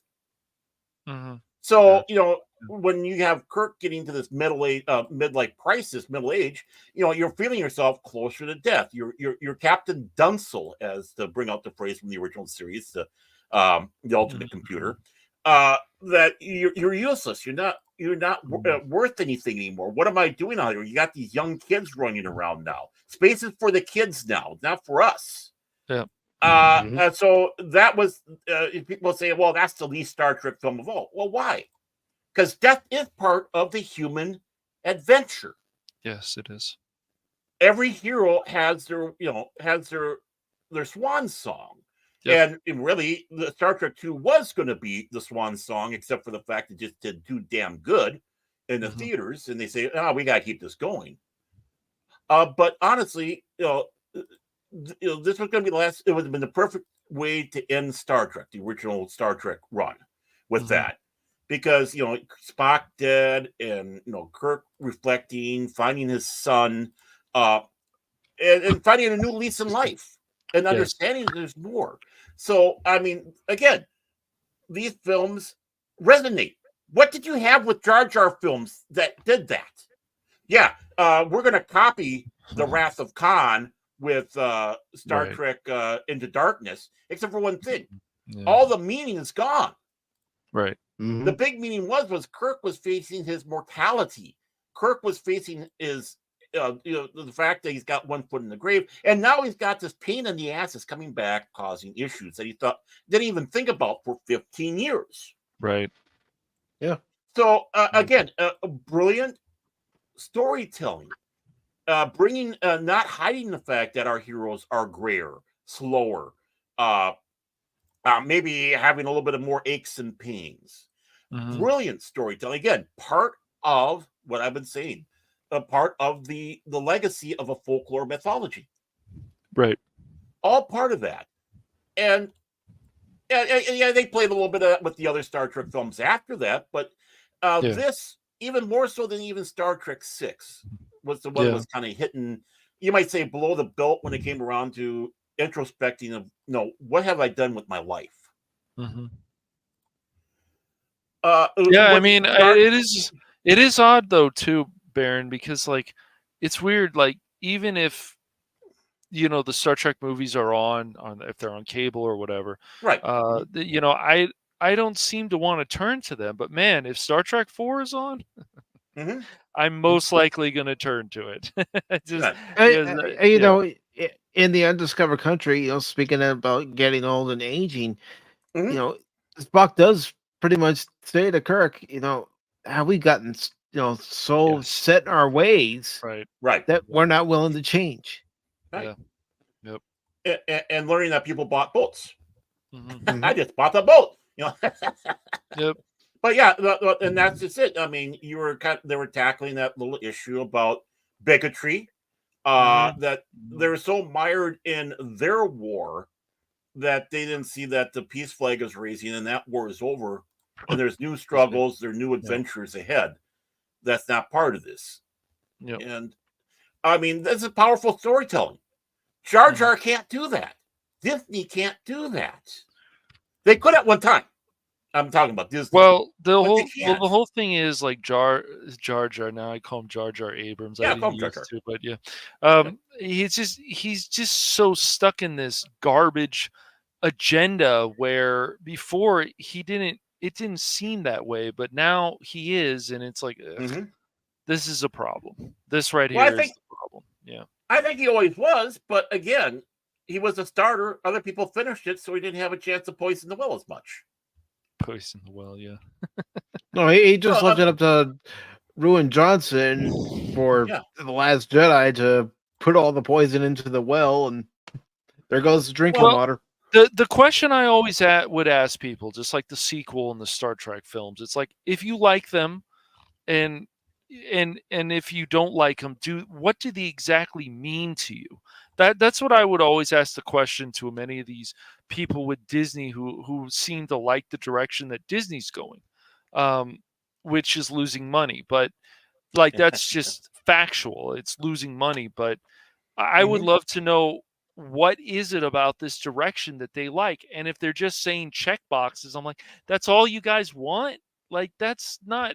What about storytelling? What about cool effects? What about character development, connections more? What about interesting background? That all goes with the story. You guys don't want that? It's just if it checks a box for you, is that all? If that's all, I think you guys are missing a lot of the point to why these stories have been so great for so many years. Well, let's go ahead and take a look at the latest box office, because I think that's a telling sign too. Of how people are feeling about current Hollywood, current entertainment in general. But I want to surprise you. I do believe in check boxes when you're doing this. Okay. But the check box should be: is it well written? Is it well acted? Is it a good story? Okay, I can accept that. Yeah. No, those should be the only check boxes out there.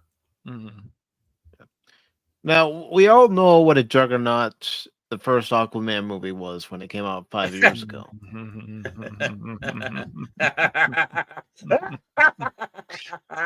What a mess. But I'm sorry. You see it here over this past holiday weekend, 27.7 million. Ooh. Another bomb. Is this going to be worse than The Flash? Probably not. But worse than the Marvels? Savior of the universe? No, wrong Flash. Sorry. And then we have Wonka at 18.1 million. I think Wonka's doing pretty well, actually. Yeah, I'm gonna go ahead and take a look at the worldwide grosses. So the worldwide gross for Yeah. Was it a Aquaman. 300 million budget, something like that? Something like that. I don't know the figures, but That wouldn't surprise me. That's not looking good. Nope. That's not looking good. Nope.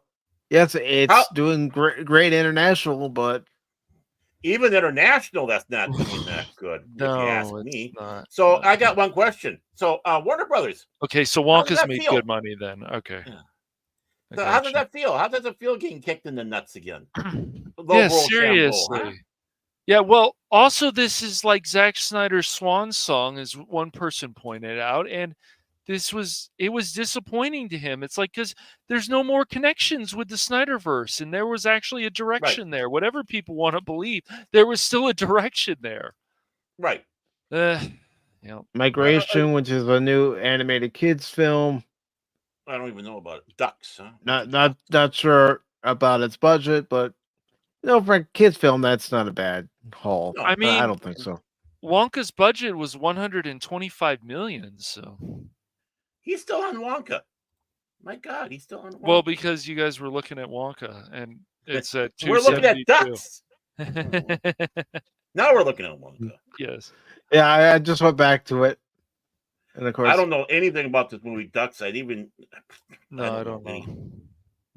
Anyone but you? I'm not even sure about this movie. I don't know. I don't know, but that didn't do well.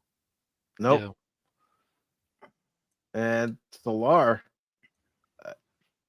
That's another movie I didn't even hear about. No, I don't know about that film either. Solar. Yeah, I don't know. Criminal gangs and stuff. I don't know. I'm not sure. Boy, they did a good job promoting these things, didn't they? We didn't even hear about them. Yeah. We usually have one of us usually has an ear on this. Yeah. Usually it's not so Wonka is a success. Excuse me. It's I would say the Ballad of Songbirds and Snakes has been a success. Yeah. Not as big as some of the other Hunger Game movies. I don't think it's nearly going to make money like Catching Fire, but no. This has done well too for an animated film. Yeah, well, anime film. Anime film. I was going to say not just the animated film, but an anime. I mean. And then, of course, I got to scoot back up a little bit. Godzilla -1. I mean, I think that's pretty good domestically. Yeah. And for its budget. Yeah. Yeah, I'll watch that at some point. Is there something about boats, men in boats, or whatever? Oh yeah, it was I don't know. It's a real life story about the rowing crew. Yeah, the rowing crew in the 24 Olympics.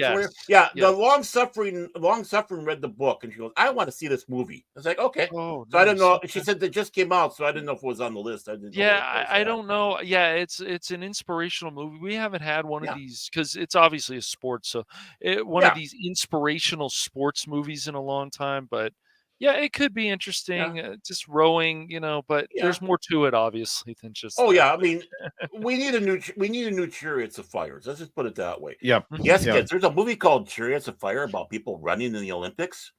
Well, if Disney would, you might find Go ahead. Yeah. I was going to say you might find in the VHS section of your parents' library. Yeah, I mean, look, if Disney, there's still got to be some. If Disney would get their heads out of their ass on this and find some more inspirational stories, they had Miracle. Miracle was really good. There was Fury. I can't remember what that one about the basketball team was really Hoosiers? good. There was Remember the Titans. No, Hoosiers wasn't under Disney as far as I know. Oh, okay. I don't think so. Glory Road. That's it. Glory Road, about the basketball, the college basketball, and the integration of black players and white players. It was a very interesting, inspirational movie, and Disney just, after a while, they just stopped doing these films.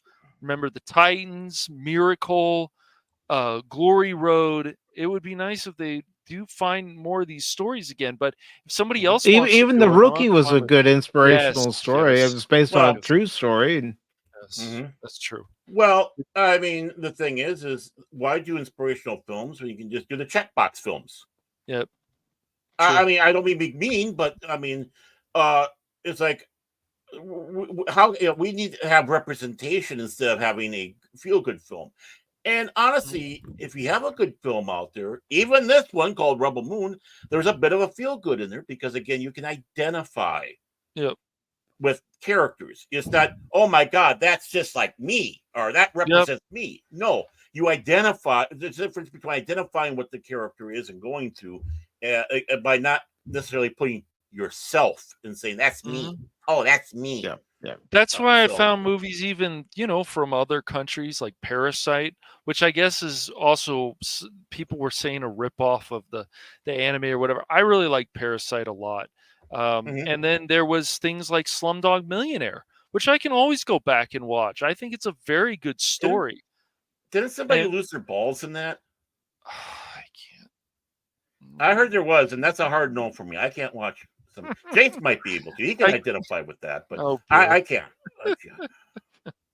See, I'm just doing that because he prematurely attacked me. Prematurely attacked me. I know he did.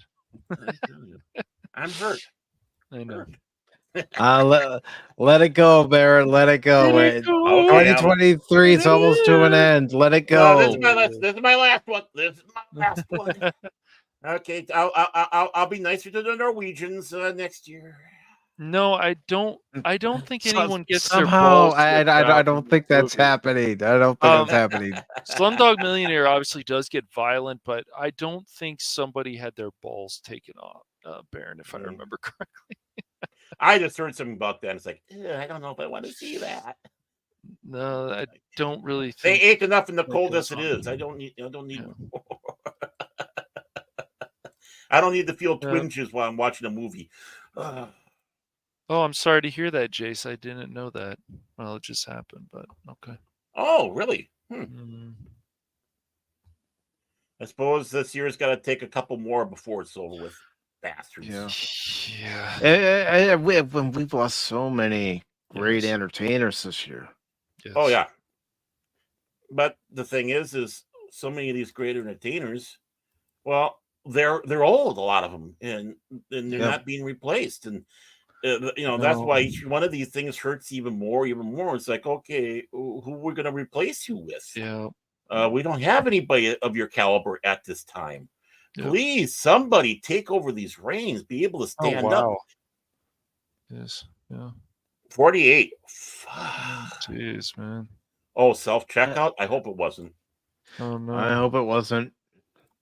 That's not a way to go. No. Yeah. I mean, I could do a Walmart joke, but I'm not. I'm not that tasteless. Yeah. At least not on here. On something like that, I'm not joking. No, I mean, but I mean that's a good code word to use. I have to admit that. But it's like I don't want to hear that. I'm not joking because I've known people who have done that. Ah, me too. Me too. Mm-hmm.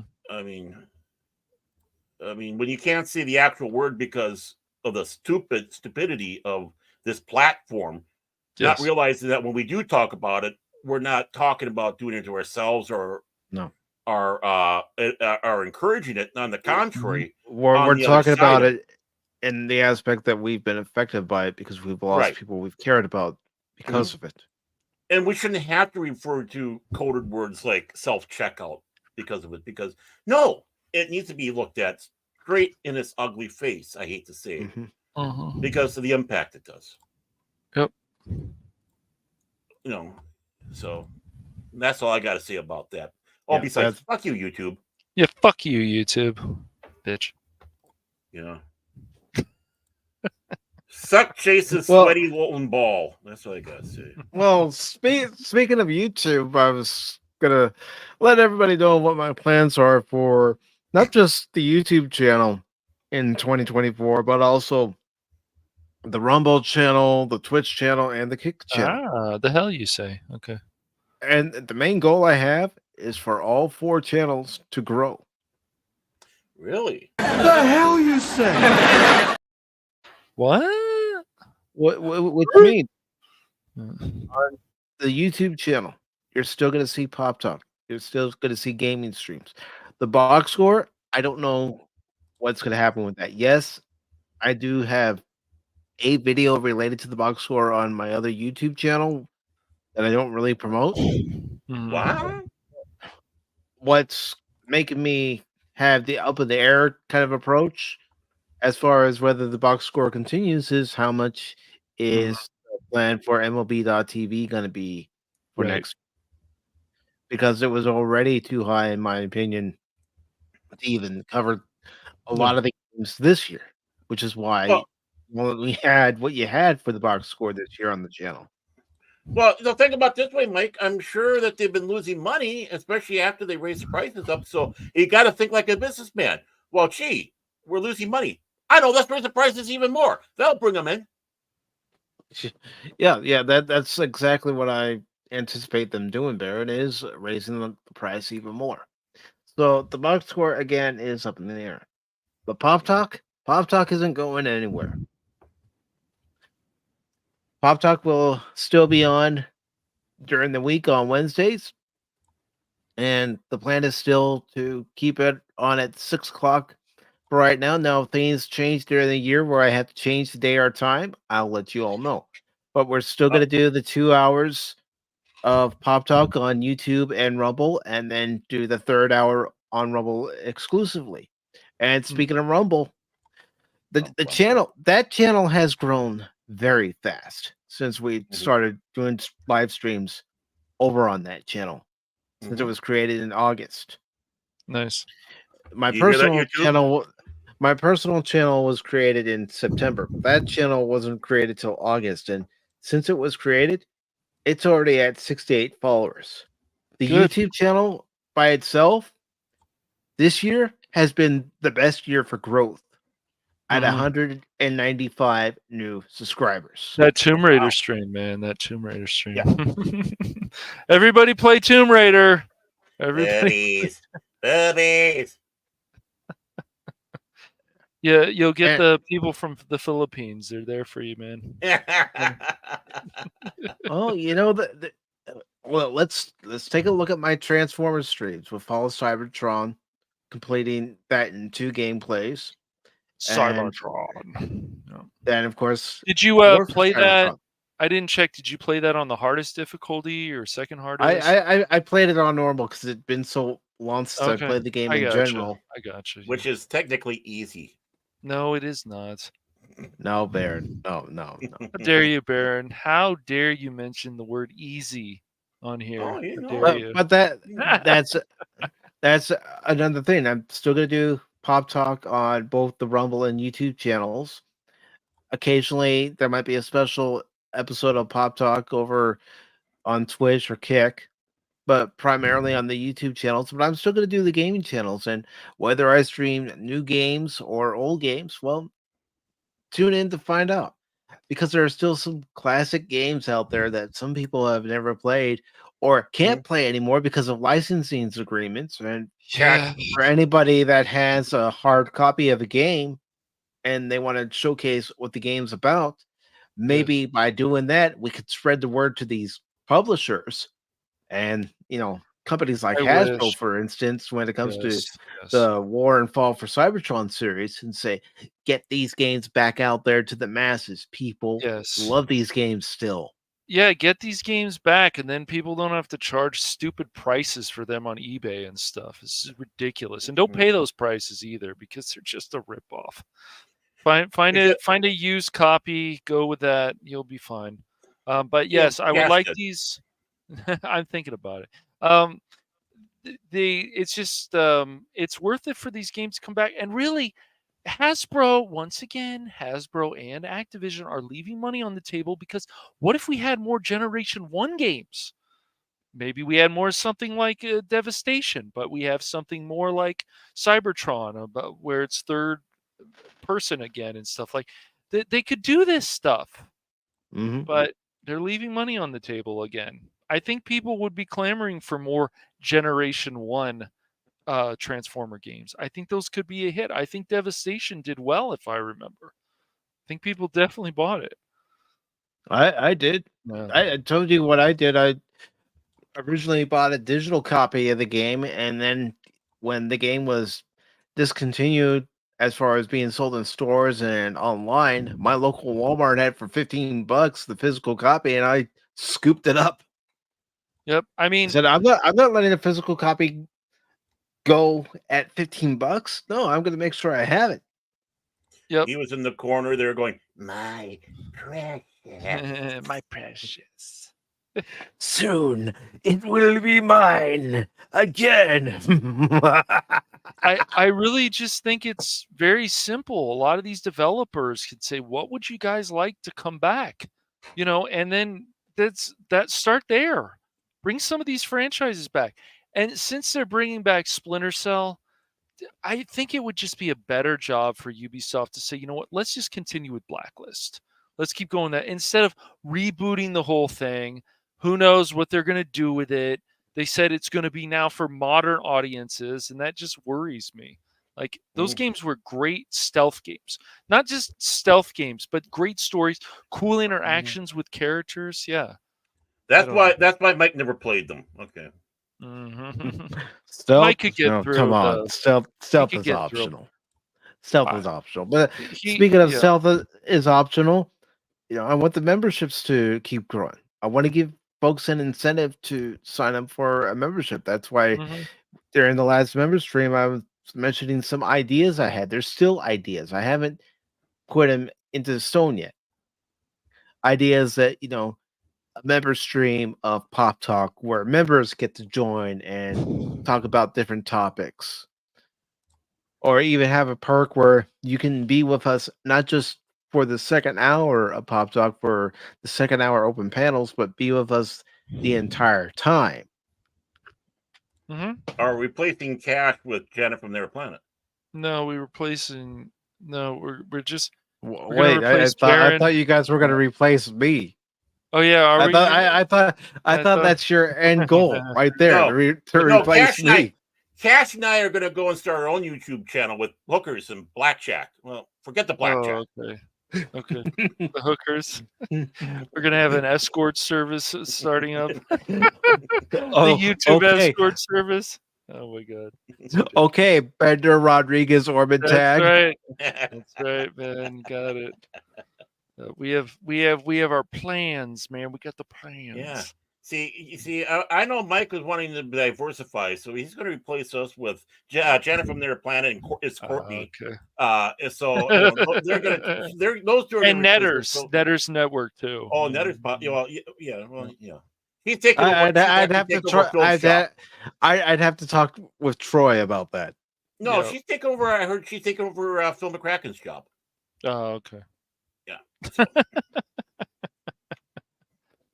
Don't say his name too many times, Yeah, see, Tommy's all ready for it, dude. Where do I sign up? Well, you know what, Tommy? Give me a second. I'll get the link. You can be Cash for a day. That's great. Woohoo!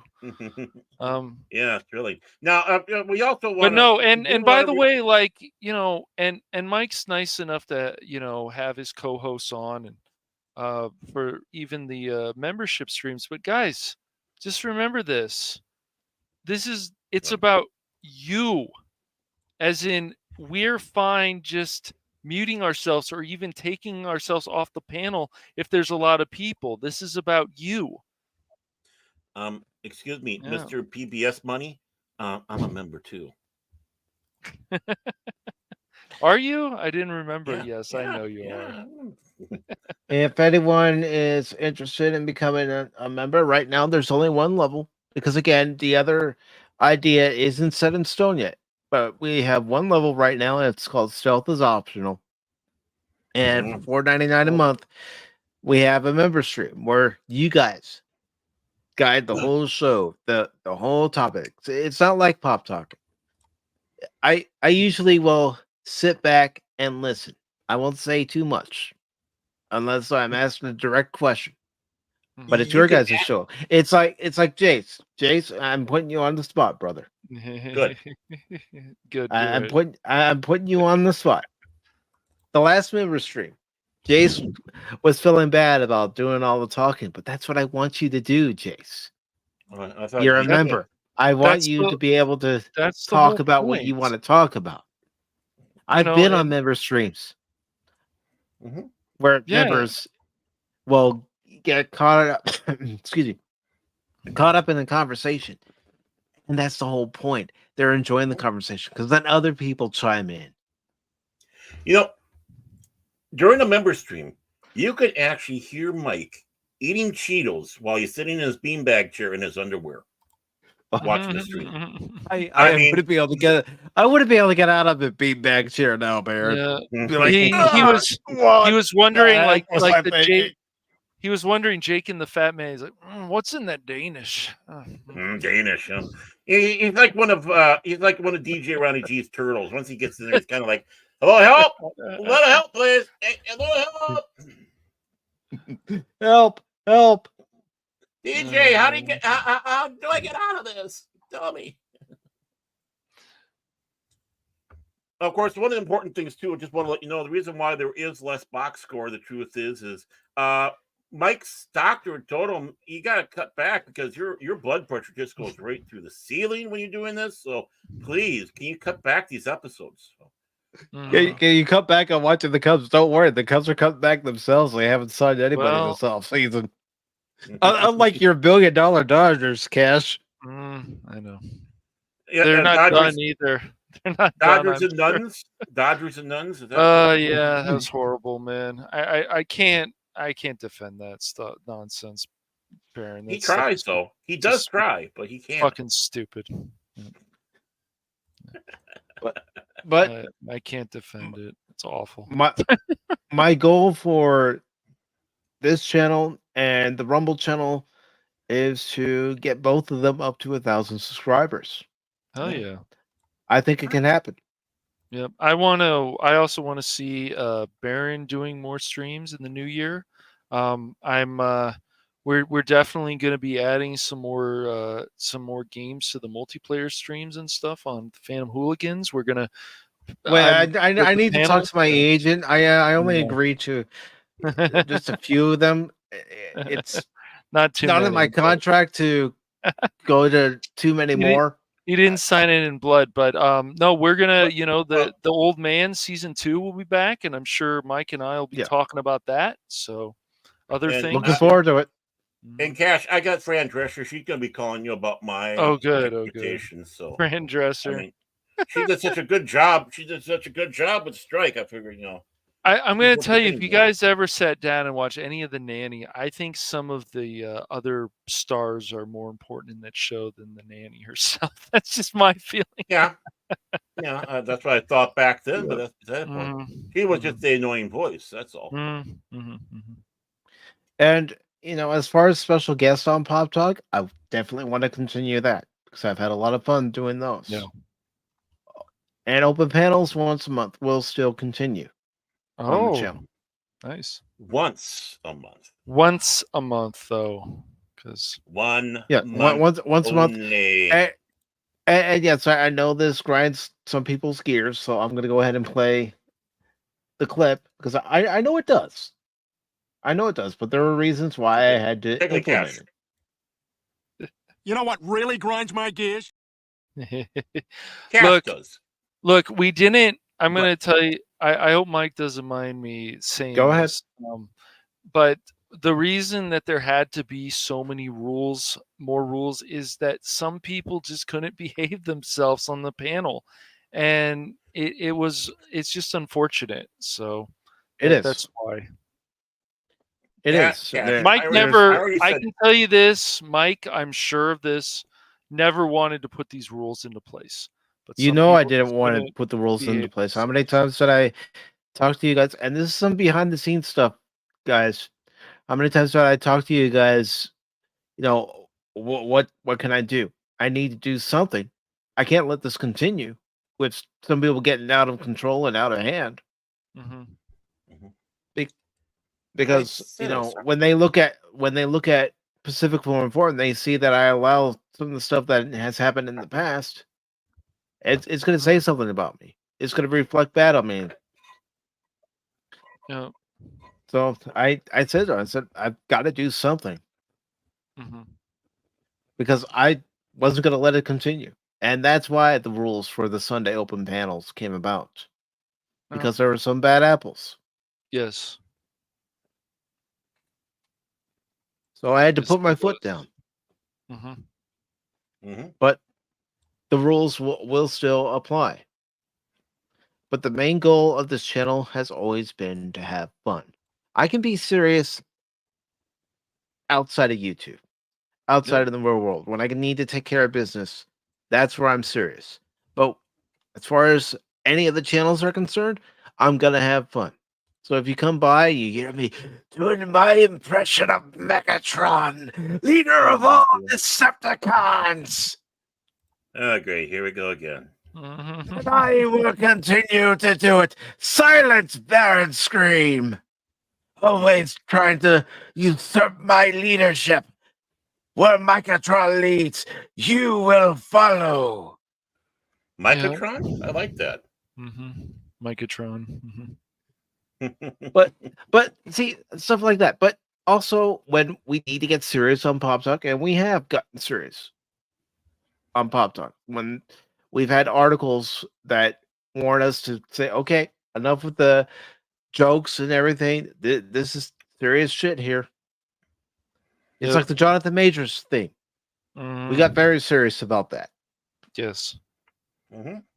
Yeah. Because and more you're not importantly, we didn't prejudge. We didn't prejudge either. And when Baron was upset about D&D this year, and I was upset about some other stuff, it's not an act. We're legitimately annoyed. Baron even apologized to me after the show, and I said, Baron, you care about D&D. You know more about D&D than I do. And when you see something happening to a property that you care about, something that you grew up with, something that you took time to learn how to play the right way, and you see what's being done to it now, you need to get up there on the podium, so to speak, excuse me, and let everybody know how you feel about it. Why what's happening to D&D is wrong. Then you find that is passion. That is passion. And that's what you're gonna find here on this channel. It's passion. Go back and watch episodes of the box score. And it doesn't matter if it's an episode where the Cubs won or the Cubs lost. You're gonna see some passion. There's one in particular. I'm not ashamed of it. I'm not removing it because that's exactly how I felt. It's after the Cubs played the Dodgers. And the Cubs only won one game in that series. And I was pissed because I saw very little effort from the team.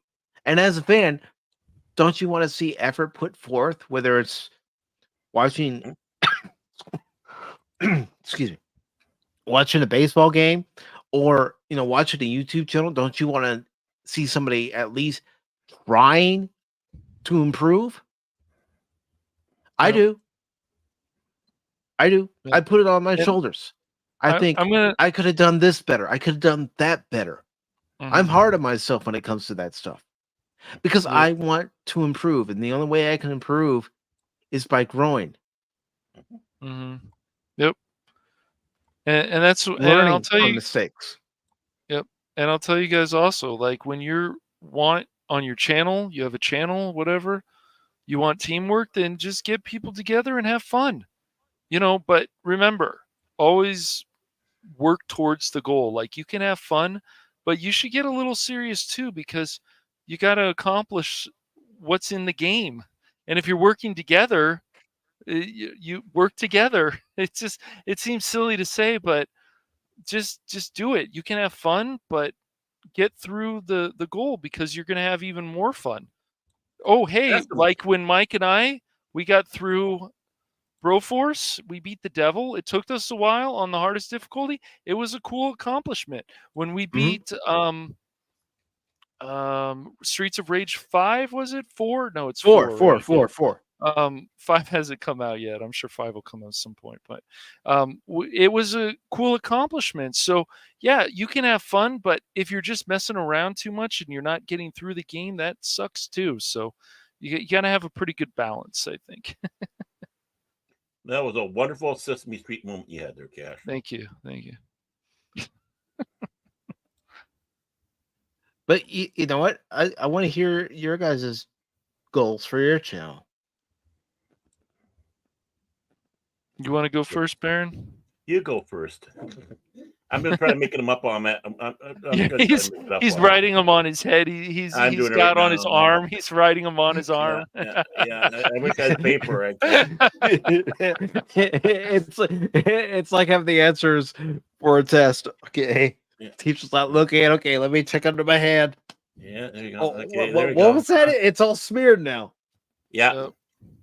What am I gonna do about that now? Okay. I don't pass out. Thump.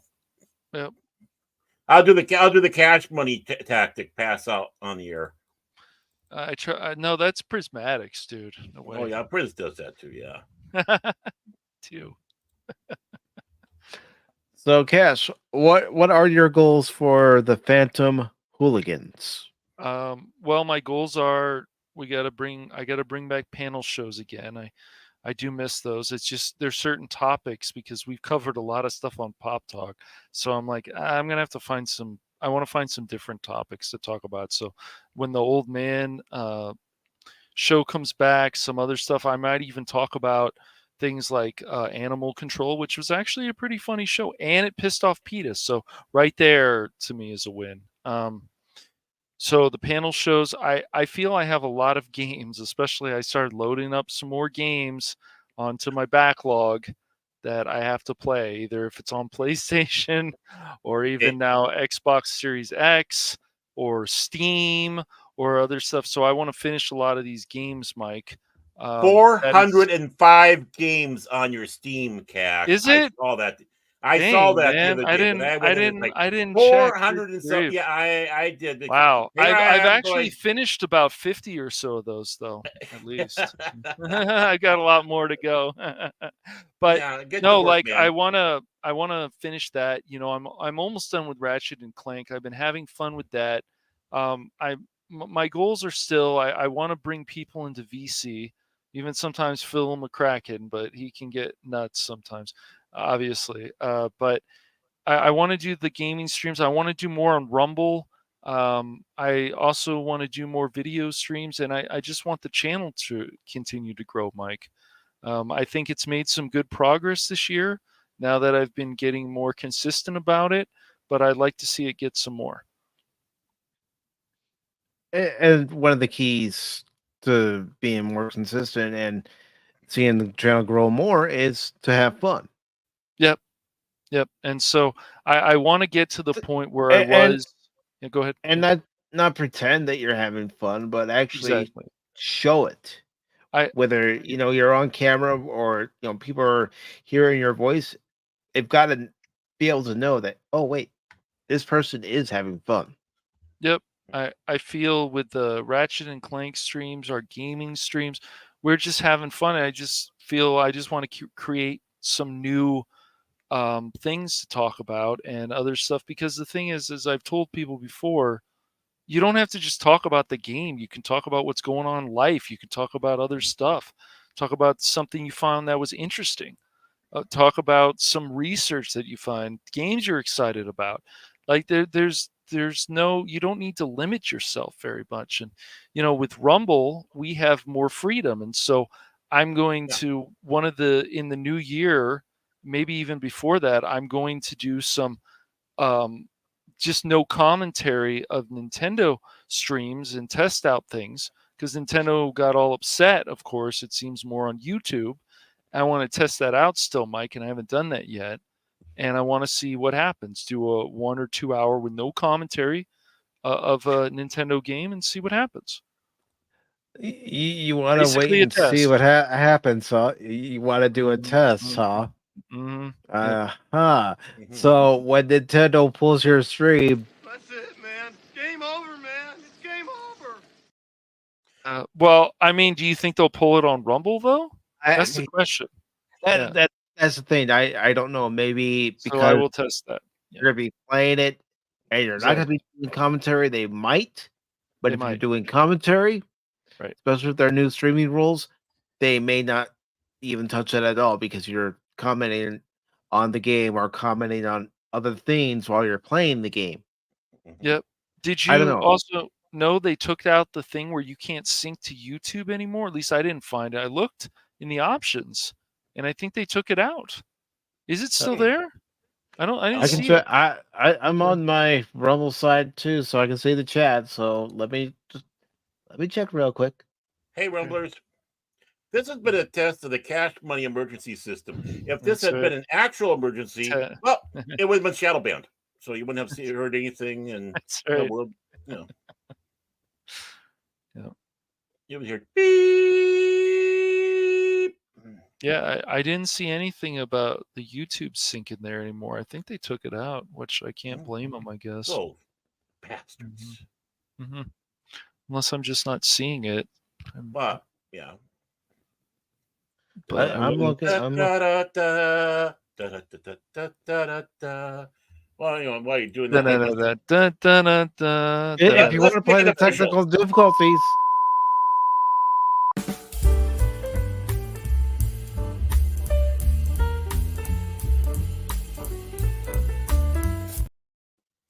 Little Spanish. Yeah, I don't see it. I don't see it.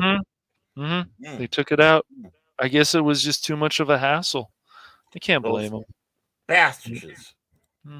It didn't work out for a lot of people anyways, though. And I think YouTube was probably trying to stop people. They don't want those videos probably going to Rumble.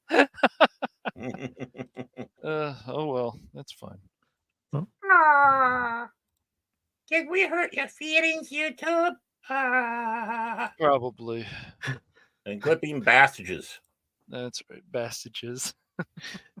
Any other goals for 2024 for your respective streaming platforms? I don't know. What about you? Go, Baron. Well, I'm hoping to get back doing some of my shorts. Still trying to figure out about doing my live show, how I'm going to bring it back and actually win. But definitely, I think next year. Be 100% honest. One of the things that kind of I broke away from that a little bit because, well, a lot of stuff was happening, and just like Mike was saying, it wasn't fun. I was having more fun being with everybody here and being on the other shows that were kind enough and insane enough to invite me on. But it's like, well, you know, it's time to put the big boy panties back on there and right out there. So, yeah, I figure, well, you know, new year. Well, same old me, but what the hell? Let's rock and roll again. And so definitely want to try to start putting some more shorts out for an actual live program. I don't know. I'm still trying to figure where and when. I guess I'd like to do something like I was doing with After Dark, but you know, retool just a little bit, keep it virtually the same. Obviously, probably put a different name to it to fit more of the fandom legacy rebranding that I did. So now that I got the rebranding, I might as well do something to keep that branding alive. Why not Legacy After Dark? There we go. There we go. I mean, ever since you know, Paul sent his thugs out after me, demanding to get his Phantomology back, and so I mean, I enjoy my fingers and toes. I didn't want them broken. So, but in all reality, try to do that. Like I said, it's been having so much fun being here, being on the other channels. Hopefully 24 will be back with his this new year here. I did wish him a Merry Christmas. I did too. And he said, thank you, brother. Now go out there and blow that shit up. You know, in his fashion. So hopefully that a new year for him will get what he was calling the next season of Primetime Kings. And of course, you know, 2 here, of course, Cash with his gaming. And if he ever get going there with his Phantom Hooligan panel stuff, maybe he might think about putting me on there. I don't know. I've been too much trouble with him, but at least I'm having fun. And I hope to be on Jace's over at 540 Studio. I hope to be over there, but we'll call, you know, we're going to change the name. That's right. I said, I ain't giving you no 350, you goddamn Loch Ness monster. Get your own goddamn money. I gave him a... So I'm going to insist that we call it 350 Studio. 350. And But go over there and give him hernia ulcers and potential heart attacks and headaches out there. So I mean, again, they have fun. I've been having fun with everybody else, and now I think it's about time. It seems like, knock on wood, things are getting a little bit more saner in my personal life that I can start focusing on it. Yeah, I think so. Well, I'm so crazy. I'm so crazy. Another thing too, when it comes to inviting guests to be a part of Pop Talk, so we can talk to them about their channels and pop culture. I'm not just willing to do it on a Wednesday or on a Sunday. I'm willing to change the day to accommodate the guest, or even do it pre-recorded, or even a special episode of. Eh? Yeah. Oh. And if somebody's listening out there and they would like to have one of us as a guest, reach out to us. Hey, Fetty, Fet for hire. You hear us? We can pre-record something. There you go. Yeah, exactly. I mean, having it live is more fun because you do have the interaction with the panel and all that. But hey, I mean, sometimes you can't do it. No animosity or anything about that. Might as well have something more than nothing, right? It's still gonna That's be fun, how I folks. look at it. That's how I look at it. I've thought to myself, you have to be flexible when it comes to asking people on Pop Talk. Some people may not be able to do it at 6 p.m. Eastern time on a Wednesday because that's the middle of the week. Some people who go to church may not want to do, a 1 p.m. show on a Sunday. You could still have it titled as, a Sunday edition of Pop Talk, but it might be pre-recorded. Yeah. Or it might be a pre-recorded edition of Pop Talk on a Wednesday that we can show on the YouTube channel. And then after that show is over, maybe we'll be live on Rumble. Maybe we'll be live somewhere else. Yep. And those of us who are on work release from the jail, I mean, same thing. You can't do it on the day, so you got to do it on the day that you're on your work release, and get things done. Like every Wednesday here on the PACIFIC414 that I am. Yep. And up there. Well, another thing I do want to say, and I mean this, guys. I want to thank you, Baron, and you, Cash, for joining me on this journey here on Pop Talk. I strongly believe that the three of us have a great dynamic. We work well together, and we have great conversations both on and off stream. And I consider you guys my friends. Oh, thank you. Thank you. Same here. And I just want to also consider you point guys out that, brothers. Oh, you're my brother too, man. No shitting, no joking there. But I was just going to say, I noticed that you had incredible growth in viewership since I joined along there. So unlike a certain Kraken out there, I am the king and legend. I love it. That's great. Yep. It's fantastic. You go, suck it, Philly boy. Yep. Yeah. Oh, and by the way, Philly boy, we can expect, especially if he's in the VC, he's going to try to derail the gaming streams. He's going to try to derail other stuff. We're not going to let you win, Phil. You're not going to win, ever. Remember, you said we couldn't beat Satan in Broforce on the hardest difficulty. Really? Remember that? Not only did they beat up, but they pissed on his grave. That's right. And then he came back to life. Well, that's what you get for being on his grave. You have the urine of life. It's the urine of life. Woo. Sorry. Speaking of beating games, once I beat War for Cybertron on stream, I'm gonna finish with Cuphead. I intend to beat that game. I intend to beat Crisis Core. Crisis Core. I'm going to beat Ratchet and Clank Rift Apart, and then I want to play Dishonored on stream. I've never finished that game, So there's definitely another one I'm going to finish. Then I'm just going to keep going from there. I've got a ton of stuff to play, just like Mike. And then we're going to play more game. We're going to find games to play together too. So that's always fun. Lethal Company. Yeah, I Only think $10 on I Steam. think I might have to get that finally. Cassie's got enough games on Steam. I know.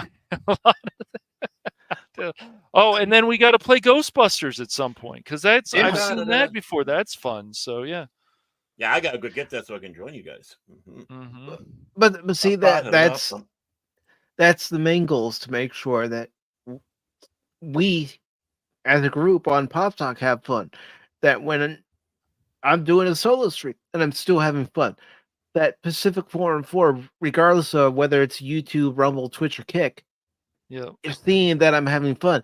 Even if I'm playing a game and I'm getting downright serious, it's like, okay, I got to do this. Okay, this enemy's over here, that enemy's over there, so I got to strike at that enemy first and that enemy next. Still have fun. Even when I die so many times in a game, it doesn't matter though, because you're having fun, but you're still finding a way to get past it, and that's what's important. What people have to understand, which I've noticed a lot of people still don't understand. One, if you're doing a live stream and you are saying there's going to be commentary, make sure there's commentary.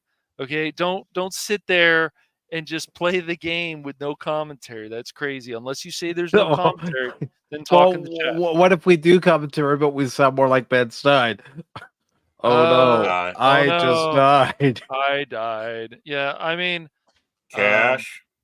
Has anyone seen Cash? Cash. Bueller. Cash. This guy, dude. Just Phil, I know this is a dream of yours, man. But I don't think that's gonna happen. Nope.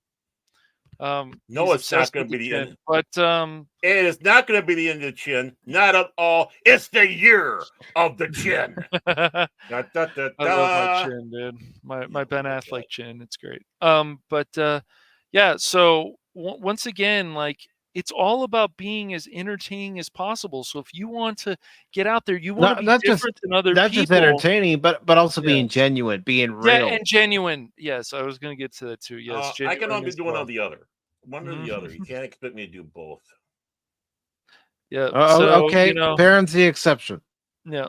So but this guy, Phil McCracken, he's gonna try to be a thorn in our side, and we're not gonna let him. So when was the last time he did a stream? Yeah, exactly. Yeah. But he said he's gonna do one next year. Yeah. Oh yeah. Right. Is it going to be on Kiss again? I think I've done some streams recently there, Philly boy. But sure, whatever you say, buddy. Whatever you say. Yeah, we should just change it to Phil McCracken's Kiss streams. That's right. Exactly. So yeah, we hope Phil McCracken will do a stream next year, and it'll be before 5 years later. But hopefully, we'll see. We'll see. Yeah, we got jokes too, Philly boy. But no, you just there's a lot of stuff that goes into streaming. The one main goal that I'm hoping to accomplish is I got to about 525 on Twitch, and when I stopped, I was at about 525. And at that time, I was also starting to get subscriptions, so people were starting to do the $4.95 or whatever it was. Or it's basically $5, the same thing that you have with memberships. So I would like to get back to that, and see where I can go from that. But once again, I will always say this: whenever you stream, on anyone's stream, whatever, don't think about money. Just have fun, be genuine, and just go from there. And care about your chat. Always care about your chat. And if you can't see a message for a little while, then just be like, hey guys, I'm working on something real fast. I'll check the chat in a second. So yeah, if you're playing a lot of the game and you're focused on a boss battle, for instance, just let them know. Hey guys, I see what you're saying in the chat. I will acknowledge it as soon as I get this boss battle done. Yep. And I can tell you also, guys, too, yes, Phil sometimes does have a point. Sometimes. Not always, but sometimes. I know, right? Well, maybe not. Okay, but it can be hard to also be consistent because you got other stuff going on in your life. But, you have to work on getting consistent, and then you will actually start seeing growth. But also remember, just try to come up with something new. If you want your streams to just be gaming streams, try to come up with other stuff. Don't just talk about the game, talk about other things. There's a lot of stuff that you can do on stream, and a lot of people quit streaming because it's hard. Listen, a lot of things in life are hard. Yeah. If it was easy, you have to remember what your parents said. If they said this to you, if it was easy, everybody would be doing it. Yeah. I mean, the thing about streaming is there are going to be a lot of times you're going to be talking to yourself. Yep. And there are going to be times where maybe only a few people are able to show up in your chat. You may not see a lot of people for a while because they have things going on in their life. Yep. But when you do see them, let them know you're happy to see them. Exactly. And don't get jealous of friends' growth or anything, because you're just going to set yourself up for disappointment. And a lot of people do that. Oh, why can't I grow like this? Mike has a buddy who's like that. We're not going to use his name on stream, but it's not. It's Mike's friend, other people. You got to stop getting jealous of other people's attention. And remember, ask yourself the same question. What are you doing that can make your stream better? Yeah. That's really the question. What can you do to make your stream better? Because I can tell you, Mike's friend, we could tell him certain things to do his stream better, but it also comes down to him wanting to listen. It's not just him. It's other people too. It's unfortunately that arrogance come in. Oh, I'm doing this and I'm doing that. Then you got to do it, or you're just talking like most people do. So. Yeah, and and I know this is a joke, but even Phil McCracken's saying, I still hold record of Pop Talk. Beat that yet, Baron? No. Well, Baron's talking about overall. Overall, yeah. For viewership. Yeah. And not a troll raid. Yeah, not a troll raid, exactly. He didn't bring his bots with him. And yes, you're going to hear it straight from the horse's mouth. I do think Pop Talk has improved with Cash and Baron as a regular part of it. Could I do it by myself? Yes, but it'd be entirely different. Even Sunday, I broke down because I was thinking about all the people who are no longer living at Christmas time. And I'm still standing by what I said Sunday. I'm not ashamed of it. I'm not ashamed of who I am. I'm not ashamed of who I am when I'm on YouTube, when I, try to have fun and crack jokes and, just be a goofball. I'm not afraid of who I am outside of YouTube. Yeah, I'll still crack a joke here and there, but I know how to get serious. I know how to get down to brass tacks when I need to get down to brass tacks. When shit hits the fan, I know how to get stuff done. Yep. Actually, Mike does not have much of a sense of humor once he gets off this show. So enjoy it while you can, folks. Yep. And whatever Phil McCracken says about Baron and I, Phil who? it's you know what? That's true. Phil who? Yeah, you're right. Don't know who that is. I don't know Never who heard that of guy guy. is. You're right. You're right. It's a good point. Don't know what a Phil McCracken is. Sounds obscene. Yeah, I agree. There is something I'm going to say, and I've already told Baron and Cash about this a couple months ago, that these months are very hard. With the holidays coming, and then next month coming. Next month, on the 18th of January, it'll be 20 years since my father passed away. Then the week after that, exactly 1 week after that, it'll be 3 years after my mother passed away. And then after that week, it'll be 29 years since my grandmother passed away. And it all happens bam, bam, bam, bam, bam. But then my mom's birthday comes up. My dad's birthday comes up after my sister's birthday. and then my birthday comes up a week after my dad's, and I tell them I don't like this time of year, and that's one of the other reasons why I try to have fun. Mhm. Is to remember the good times I had with my parents, grandparents, family, because when they're gone, that's what you have left. And I am grateful for all the lessons they taught me. Yes, my dad was the more serious side, but he did have a humorous side to him. He didn't show it that much because of his job, but he did have a humorous side. I'm more like my mom. I try to make sure that everybody has a good laugh. Even if it's at my own expense. I don't care. As long as somebody gets a laugh.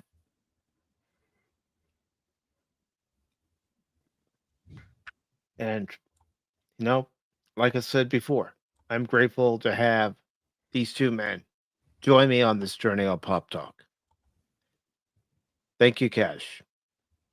I mean, you know, we've all been there where you first meet somebody and you go, I don't know about this guy. Some bad experiences in the past, Yeah. definitely. Yeah. But I don't know How about did this you guy. do? But then you start talking to the person. You find out about the person, who they are, not on YouTube, but outside of YouTube. You get to know him. And then, of course, because he admires the kid so much, He seems there. to. This is Cash here. Come on, these people don't you understand? This is Cash here. Actually, this is Wong Hung Lo. Wong Hung Lo. God. That's an impressive looking man, though, Baron. I'm just gonna say. Yeah, I'm just gonna be going down to Fullerton, and this weekend or next weekend, not this weekend because they're still gonna be off on Patrol Live. So I have to go down the weekend. I got my lip shaved, and I got my they nine iron. They had a baby Ruth that I just had to take. Yeah. Mm-hmm. But in all seriousness, Baron, I'm so grateful. I'm grateful to have met you and been able to talk to you numerous times, even before you joined Pop Talk when we first met each other on the Doomcock member stream. All the knowledge that you were, letting everybody know about different topics that we were talking about during that member stream, and even Doomcock being impressed with what you had to say, and you want to know considering all the knowledge that he has. And you want to know a secret? I kept Wikipedia. Yeah, I think it was the 100 subscription. Yeah, 100 subscription. Yeah, the stream. 100 subscriber stream. I think that's the first time I talked to Baron. I think it was. Yeah, might have been. Yeah, it was. Might have been. It was 2 years ago. It was. That's crazy. 2 years ago. Holy shit! Yeah, I know, dude. Wow, seems a lot longer. Yeah. Right. But time time literally does be serious. Does fly. It's like, has it really been this long since we played in this arena? And I mean, it's actually longer. It's been longer that I've been playing in this arena, and it's like, wow, it's just hard to believe. And then everybody that's come along the way, it's like the cadre of friends and family that we have here on the YouTube and in the streaming universe, and it's like, wow, it's like, how did this happen? How did we get together? What was the catalyst that did this? What did we do wrong that Phil McCracken came around? I mean, all that stuff. Yeah. Well, Mike was working with his longtime friend before, and then things changed from there, and right. Then Mike started inviting us on Pop Talk. He wanted to hear what we have to say about stuff, and started having more open panels at the time. And and then Mike's like, "Hey, would you guys like to be our co-host?" I think it was something like that. Something like that. Yeah. I mean, I've got to give credit where credit's due. Paul, when he was known as the Star Wars Guys, was doing Tuesday Night Trek. That's true. And that's where I first met Crit. That's where I first met Cash. That's where I first met Phil. Mm-hmm. And I'm glad that I've met Paul. I met you, Cash. Yes, I'm glad I've met Phil, because you want to know something, folks? As much crap as we give each other during the stream, we've had serious conversations off stream. Yes. Yeah. We've had deep conversations off stream. Mm-hmm. But I'm grateful to have met Phil, Paul, Crit, Yeah, Spock, Nerdporio, yes. Brandon the anime guy, because that's where I first got to talk with Brandon the anime guy, was on Tuesday Night Trek. That's where Brian, aka the Nerdporio Lifeform, and I actually first really started talking. Yes, he stopped by my channel before and told me that Paul wanted me on Tuesday Night Trek. But that's really where we got to talking. Same with Spock. Mm-hmm. And then going to 540 Studio and meeting T-Gap Steve, Hunty, and several other people. Mm-hmm. I'm No, grateful you're for ignorant. everybody. You say that, Phil, but as often as we've talked to each other in Discord and had meaningful conversation, some goofy conversations, sometimes one of us is just in a bad mood and we're all just trying to lighten the spirits. Mm-hmm. Phil's always in a bad mood.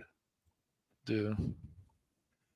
But it's not an insult when I say this to anybody here, but I can't really remember a lot of the people that I came in contact around here. It's just like, oh, they always were around, which is, I guess, a better way of looking at it. I mean, I know when I first met Brandon, the anime guy, and I know he was the first one that I ever was invited to go on a stream with, was him. So I'm always grateful to Brandon for thinking so highly of me back in that day. I don't know what he thinks about it now, but yeah, but I know I do get those occasional messages from Pat going, "Hey, you busy? You busy? You can't get a guest. I need you for a show. I need you for a show. Here. Yeah, I'm scraping the bottom here. Come on." So, but no, which is always good.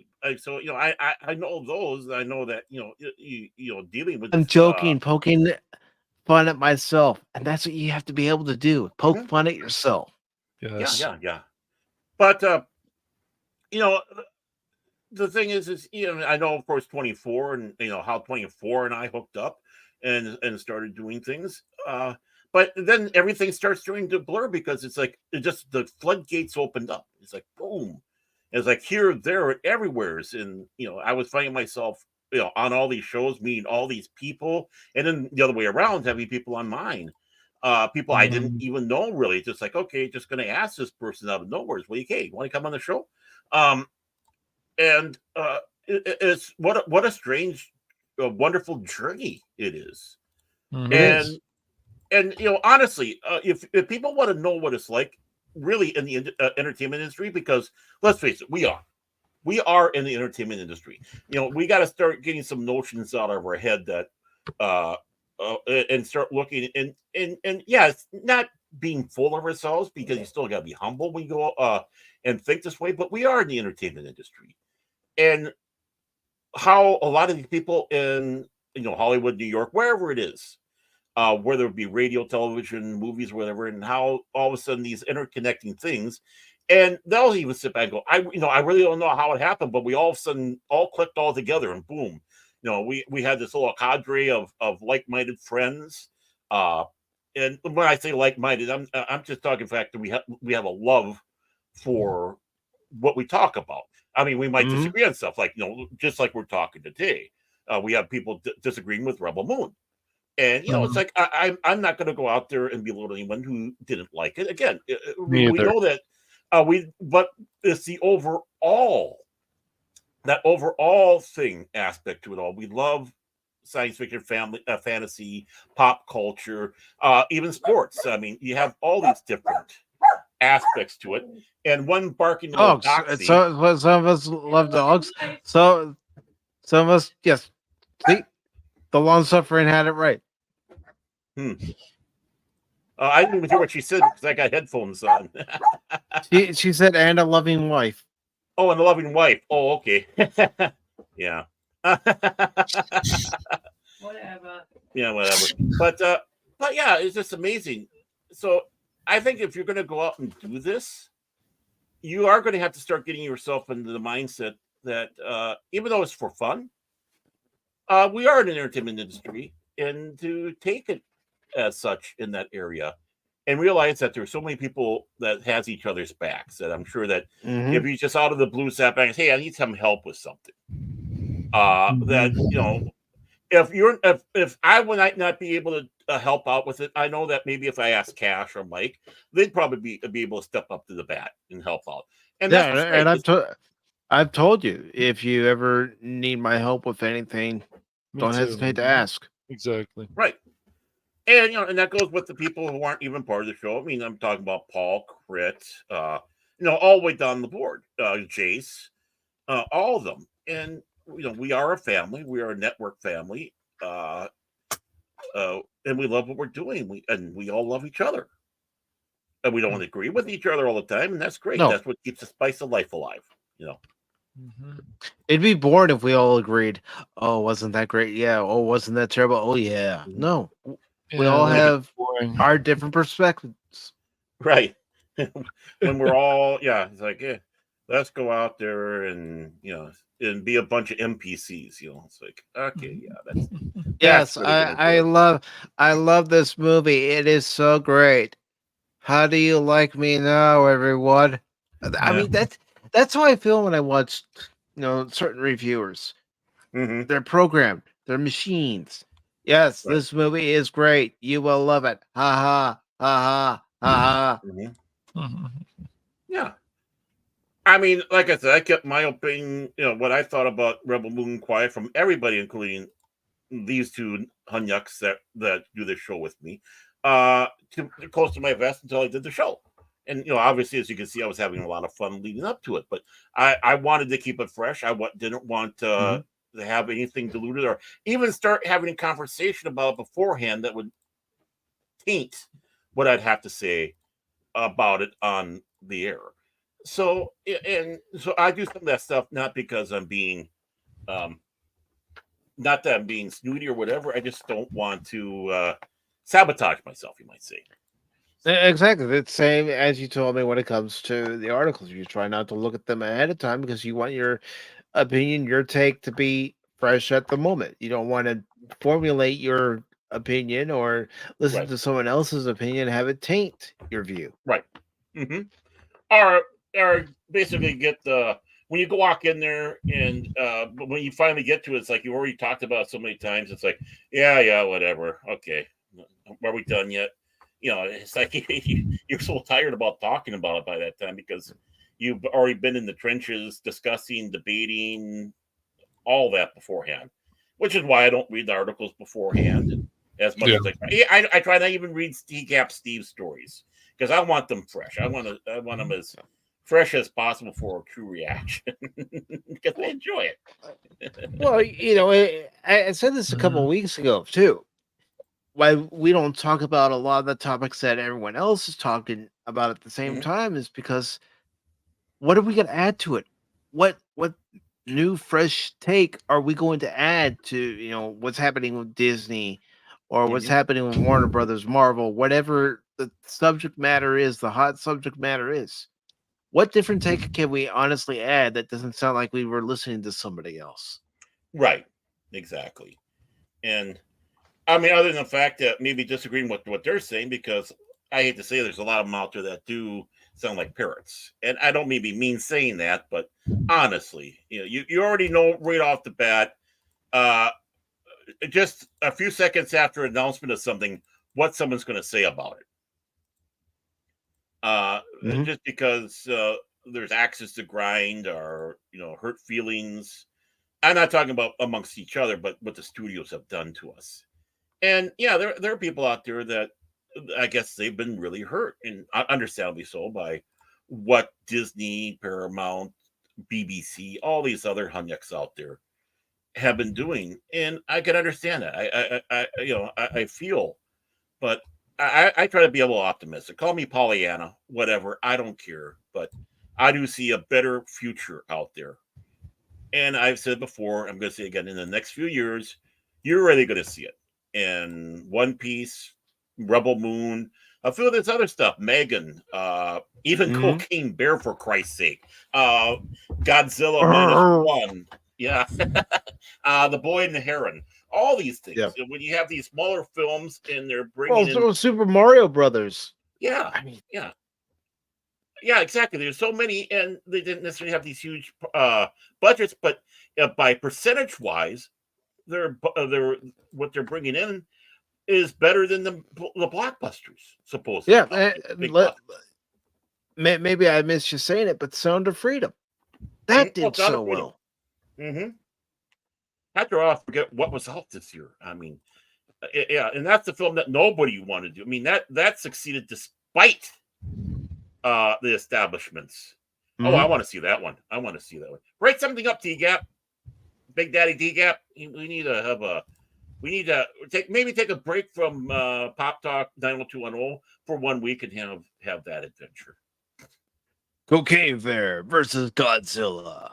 Well, we know who Crit would choose. Godzilla. Mm-hmm. I'll go with Cocaine Bear. And after seeing Baldur's Gate 3, and now I know why the bear is on cocaine. Yeah. Poor thing. But, gentlemen, since we are approaching the half hour, let's go ahead and wind down the show and go ahead and promote yourselves. Monet. All right, I was going to let you go first, but all right. I'll go first. Okay, fine. Of course, you're going to find me here Wednesdays and Sundays. I suppose Mike's going to let us know what he has planned for on Sunday here. We already told him what we would mind doing, so I won't expound on that more. Hopefully soon here, of course, the Primetime Kings live stream will be back on, and I'll be enjoying rapping with 24/7 Fusion Media, Vigilante Williamson, and New Bomb Turk. And I do want to wish them all, well, of course, Christmas over, but this New Year's coming up here. So I'm hoping they all have a great New Year's. Of course, Babylon 5, because it is, with the weekend and all that, the last of it, will be off for this weekend as well, but we're going to pick that up the next weekend, Saturday, and that'll be at 7 o'clock Central Standard Time. Okay. We are still in season 3, but I figured we're still in the midst of the hubbub of the holidays, and a lot of people take off about 2 weeks about this now anyways, so might as well, make it easy, and that way we can all get together and sing our New Year's carols, and tis the season to wear lampshades and stuff like that.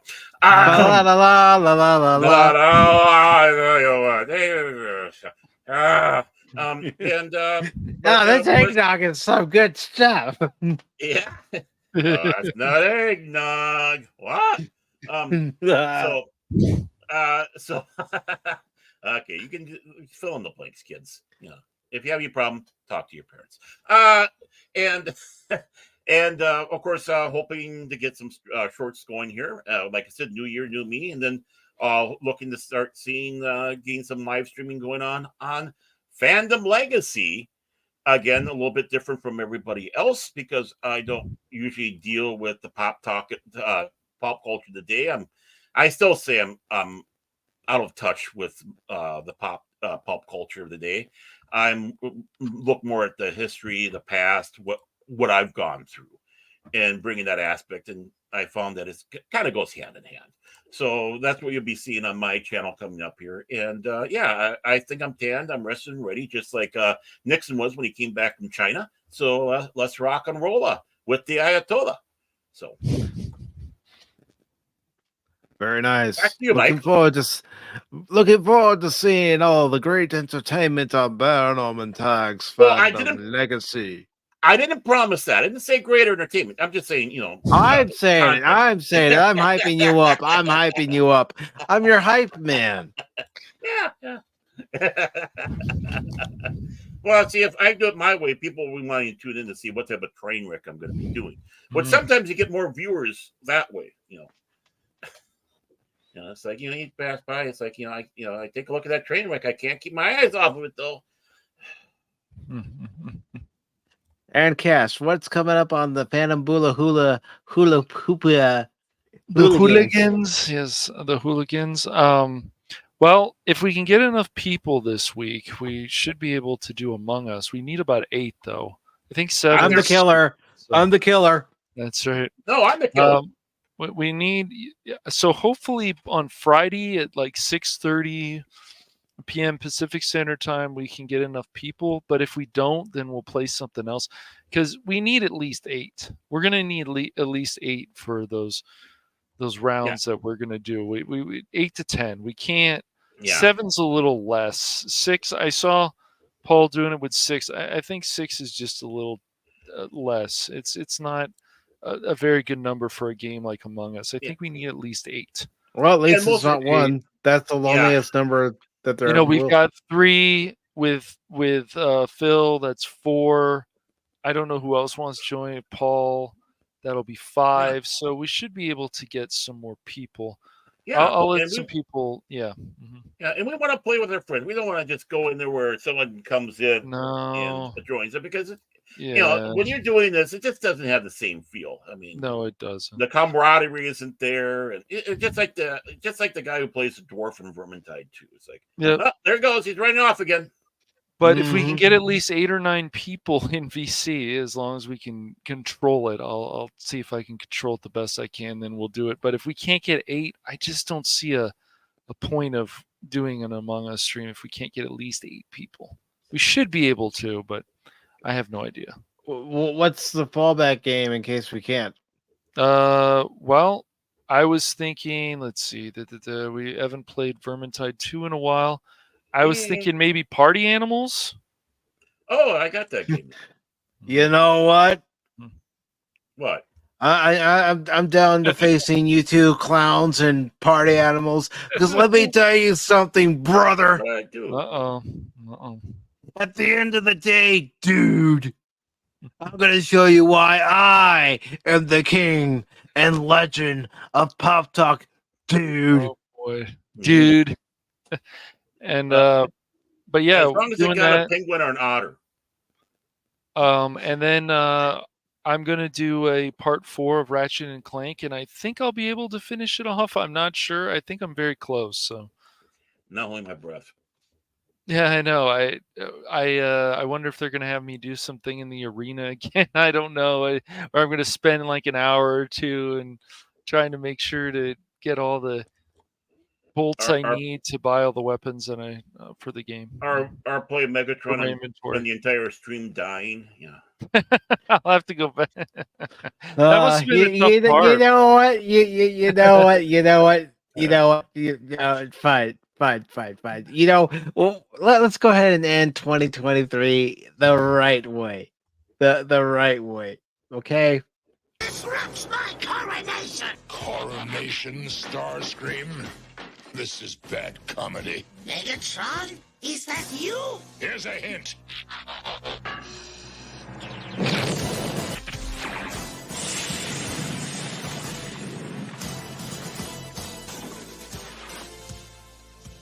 Will anyone else attempt to fill his shoes?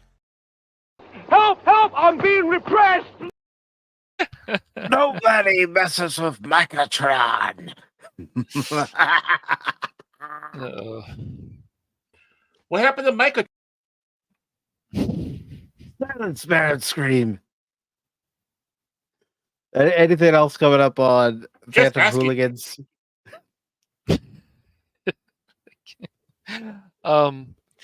Yeah, no, just the 2 gaming streams this week. I just hope that I haven't played Among Us yet ever on the Phantom Hooligans, so we should be able to get enough. I think that game's still pretty popular. If not, Party Animals is a nice backup, but we'll see how it goes. And then Ratchet and Clank Rift Apart, and then next week, it will be time for Dishonored. So that'll be good. I'm Nice. trying to at least do besides the multiplayer game, I want to try to do 2 games a week.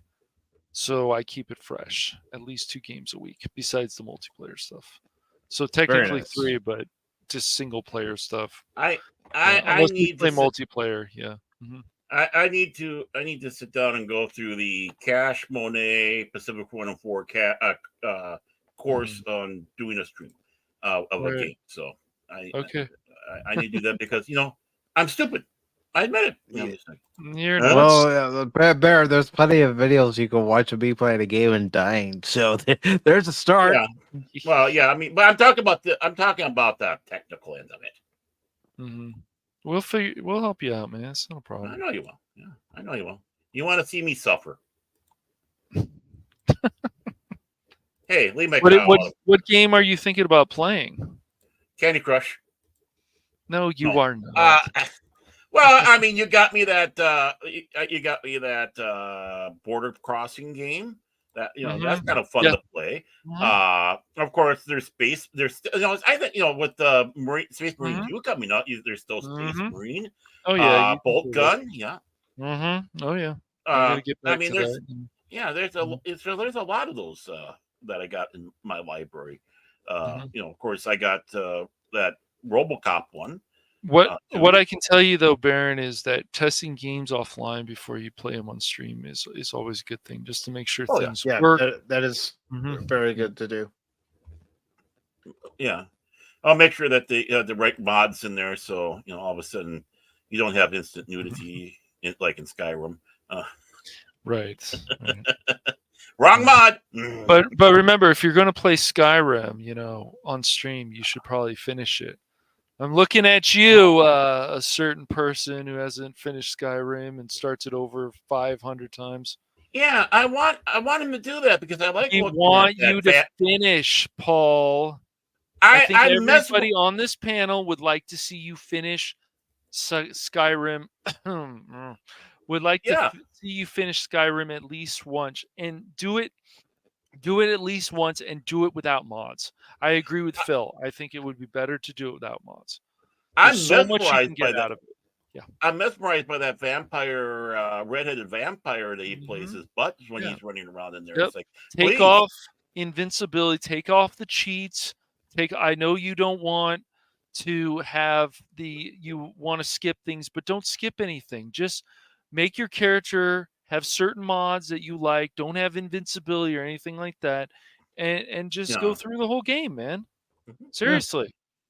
Yeah, and what was the other one? What was the other one that he was playing that was so fun to watch him play? Dark Souls. Dark Souls No. 3? It was fun. Yeah. No, what was that game again, man? The space one. With the blue aliens and Mass Effect. Mass Effect. Yeah, yes. Mass Effect. I want to see Paul go back and Paul. Finish Mass Effect. The reason we're saying this, or especially me, is like I would like to see you finish Mass Effect on stream. Crit would like to see you finish Mass Effect on stream. I love to see you do it. Remember, Paul, we were in there cheering and rooting you on. Yeah, man. We weren't telling you what to do. And Paul, please play on normal difficulty, man. Just leave it on normal difficulty and go through the game. Yep. That reminds me, I got the Batman games too. The Arkham ones. Yeah, those games are always fun to play. Even Arkham Knight's a good game. I've been kicking. I still need to finish Arkham Knight. I finished the other two, but I haven't finished Arkham Knight. Yeah, see, I'm playing the first one, so you're gonna have a lot. You're gonna have a lot of fun playing that. Very fun game. And now that I got the DLCs for stuff, I think that's for one of the later ones. I can dress up as any Batman I want out of the year. It's just like nice, yeah, very cool. And I didn't pay any extra. It came with those. It's like, okay, I'm not gonna complain. Yep. No. Give me the 66 Batmobile or the 89 Batmobile. I'm back. It'll be a lot of fun. And do you have anything else that you want to promote, Baron? No, actually, we were talking with Cash. I just kind of usurped him, didn't I? It's all right. Like I said, if I'm not on with Pop Talk or I'm not doing other stuff with Mike, then I'll be over at 540. And then if I'm not over at 540, I'll be doing stuff on my own channel. So. Nice. So he says. And That's as true. far as what's coming up on Pacific414, well, tomorrow, and I'm going to be streaming this on the Rumble and YouTube and Twitch side tomorrow. It will be more War for Cybertron. And How are you then liking Friday, this? Oh, go ahead. go ahead. Oh, I was Uh, just gonna say, how are you liking this multi-streaming stuff? Do you find it challenging, or do you like doing it? Are you are you hoping all I three like of doing these it. channels are gonna grow? Okay. I like doing it because I like the interaction I get on all three channels. Okay. You get a wider audience Mm-hmm. to where people see, okay, well, on this day he does Pop Talk. Right. These days he does game streams. Okay. I'll have to ask you how you do that because I might want to try that sometime. Like do with Okay. YouTube and Rumble at the same time. Okay. On these days, he's curled up in the ball, wondering why do I let these guys on my show? No, it's not like that. Not yet. Yet. But I'll be back with more War for Cybertron tomorrow Nice. at 6 p.m. Eastern, and then of course I'll be with Cash and Baron on Friday over on Phantom Hooligans playing Among Us. And if we're not playing Among Us, we're gonna be playing Party Animals and taking out our frustrations out on each other as party animals. Yeah. Nothing scheduled for Sunday. I am thinking about going to see Iron Claw. I just don't know if I'm going to go see it this weekend or Okay. if I'm going to wait till next week to go see it. I do want to see it because I was a wrestling fan. I don't particularly watch it too much anymore, but at one time I was a wrestling fan, and I am aware of the Von Erich story, and so Okay. that's one Could of the be pretty reasons why I good. want to Yeah. go see it. And it does look pretty good from the trailers I've noticed. And then Sunday, we won't be having Pop Talk at 1 p.m. Eastern on Sunday like we normally do. What? But no. But we will be having Pop Talk later on in the evening, starting at 10 p.m. Eastern time to ring in the new year here on the East Coast, possibly ring in the new year in the Central Time Zone, possibly. We'll just have to see how we're all feeling energy wise. Baron, are you alive, Baron? Baron, are you late? Baron, It may, Baron, it may be a thing where you and I are zonked out and Cash is the only one talking. It might be. So yeah, here I am, and Here I am on a lonely yeah, road. We're coming close to the New Year's in the Mountain Time Zone. Woohoo!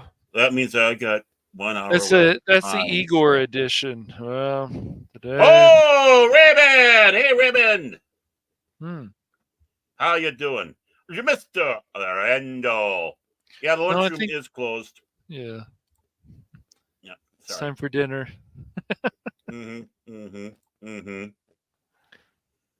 That it is. What's up, John Randall? It's been a while. Hope things are going well with you, man. And speaking of having guests on for Pop Talk for next year, I would love to have John Randall on, and I would love to have Raymond and Sandra Feliciano on. They're good people. They are. Yeah, they are. They're very good people. Ask about the ferrets, especially Slapshot. What he likes to do. Okay. Golden shower. But as far as what else is coming up on Pacific414 Tuesday, I'm not sure what game I'm going to stream, but I'm going to stream a game on Tuesday.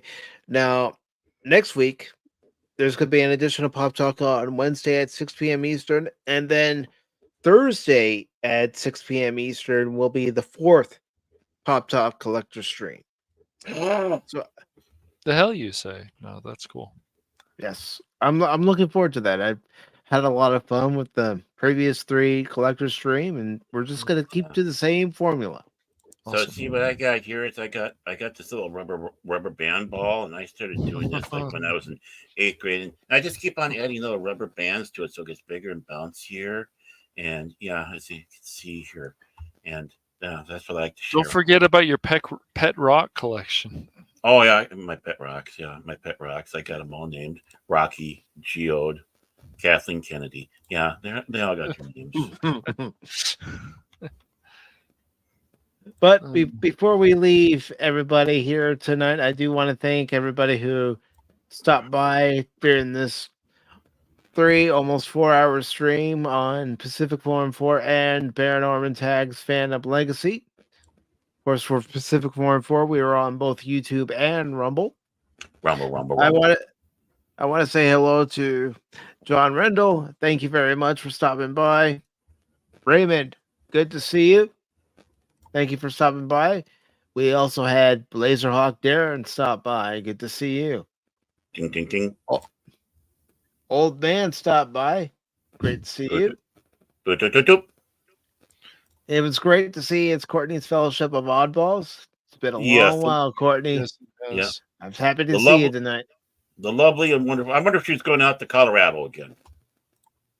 She does that. Maybe. Yeah. Of course, we had Tommy Fox. Good to see you. Mm-hmm. Yeah, he's the one to blame for Jace, by the way. So, so if you want to send any hate mail, that's who you send it to. And we had Pudgy Hedgehog Adventures. Good to see you, Pudgy. I know you know Pudgy from being on Raymond's channel, Baron. Yep. And Cobalt. You can't forget Cobalt. So Pudgy and Cobalt. Yeah. We had a wild Paul sighting, I guess. Yeah. What? Yes. Paul and Phantomology. Christian Fandom Geek was here. Hey, thank you very much for stopping by, Christian. Alex Moore was here. Good to see you, Alex. He's also a follower on Rumble. Rumble. Jet Sparks was here. Good to see you, Jet Sparks. Hey, Jet. And of course, hello, Jet. We had Pop Culture Mechanic. Good to see you, Pop. If you missed his Trade Talk stream last night, it was a very good one. And I hope he had a good Boxing Day yesterday. Yes, because it was Boxing Day in Canada. Yeah. Boxing Day. Yeah. All about. All about that there. Everything from me to Z, eh? So go out we also and wear your toque. We also had Phil McCracken. Yes. He can be a troll, but you've heard what I said. We've had serious conversations off stream, and I do consider him a friend. Boo, yes, boo. He says he hates us all, but he does. Just it's probably true. Right. I hate you all. Yeah. That sounds more like Harvey. Sorry. Yeah. DJ Ronnie G was here. Good to see you, DJ. Always glad to see you, brother. Nerd. Brandon Looney Tunes fan 2000 was here. The Pat Wannabe was here. Always nice to see him too. And I don't know why he's always so angry. And he's Canadian. Why is he so angry when he's Canadian? Couldn't he be one of the nicest people in the world? The angry Canadian. They got Bob and Doug McKenzie, eh? They got the twofers up there, eh? And you got Moose, happy little Moose there, eh? So put the toque on and keep yourself warm there and keep your stick on the ice, eh? Eh? Don't be a hoser, eh? Yeah. Don't be a hoser, eh?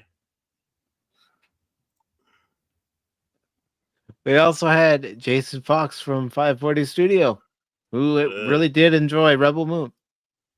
Yeah, he assaulted me before I even had a chance to say anything. He was very. I just wow. I mean the hatred, the anger, the wrath. I just I felt. He should call himself the angry Norwegian. Yeah, well, all Norwegians are angry, but that's beside me. I usually go to my. Jason's the angriest of them all. There he is. He doesn't like anything either. I had to go to my safe space today for the show. If you didn't hear me talking for a while, I was in my safe space. Safe space. Well, he's never in a safe space, and that's Big Daddy T-Gam Steve with his latest episode of Beverly Hills 414. Yeah. And you said Jason's to blame for him? Okay. Talking some more stuff on the list there, Jace. Talking some more stuff. We also had Decepticons Cave of Comic and Toys. Decepticon? Disrupts my coronation! Coronation, Starscream? This is bad comedy. Megatron? Is that you? Here's a hint.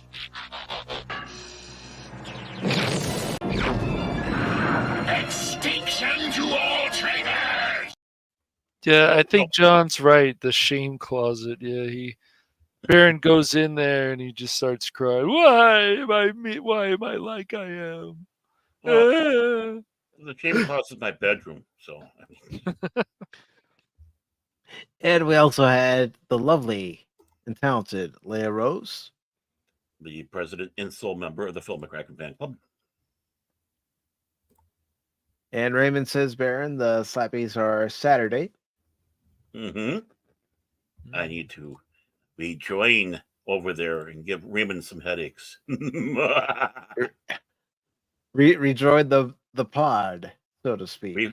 I gotta get my waders on and start swimming around a little bit more. Boxing Day? Did Tyson win? He had to. Yeah. Down goes Frazier. Down goes Frazier. But I want to thank everybody for watching, listening, and lurking. Not just to Pop Talk, but to the gaming streams and the few episodes of the box score that we did this year, the collector stream that we did earlier this year, and any other streams that we had done, whether they were on the YouTube channel or when we started streaming over on Rumble in August, and also the Twitch channel, the Kick channel. Thank you to everybody for your support. I hope 2024 is a great year for everybody. And until Sunday, I'm just going to say two things. One, don't ever give up on me in a game, because just when you do, you just might miss something. And two, I'm not just a baseball guy. I'm an all-around guy. You have a good rest of your night, everybody. And until next time, take care. Autobots, transform and roll out. Yeah, you'll miss something like Mike missing something and getting killed in the game. That's what you'll miss. Honestly. Let's be honest. Yeah, that's it. I got nothing. The truth is the truth, and it hurts. I know. Yeah, I found out my psych doctor came out with a book. He told me about that today. I suppose I should read about it, see if I'm in there. I mean, you gotta have a couple sentences. Wait a minute here.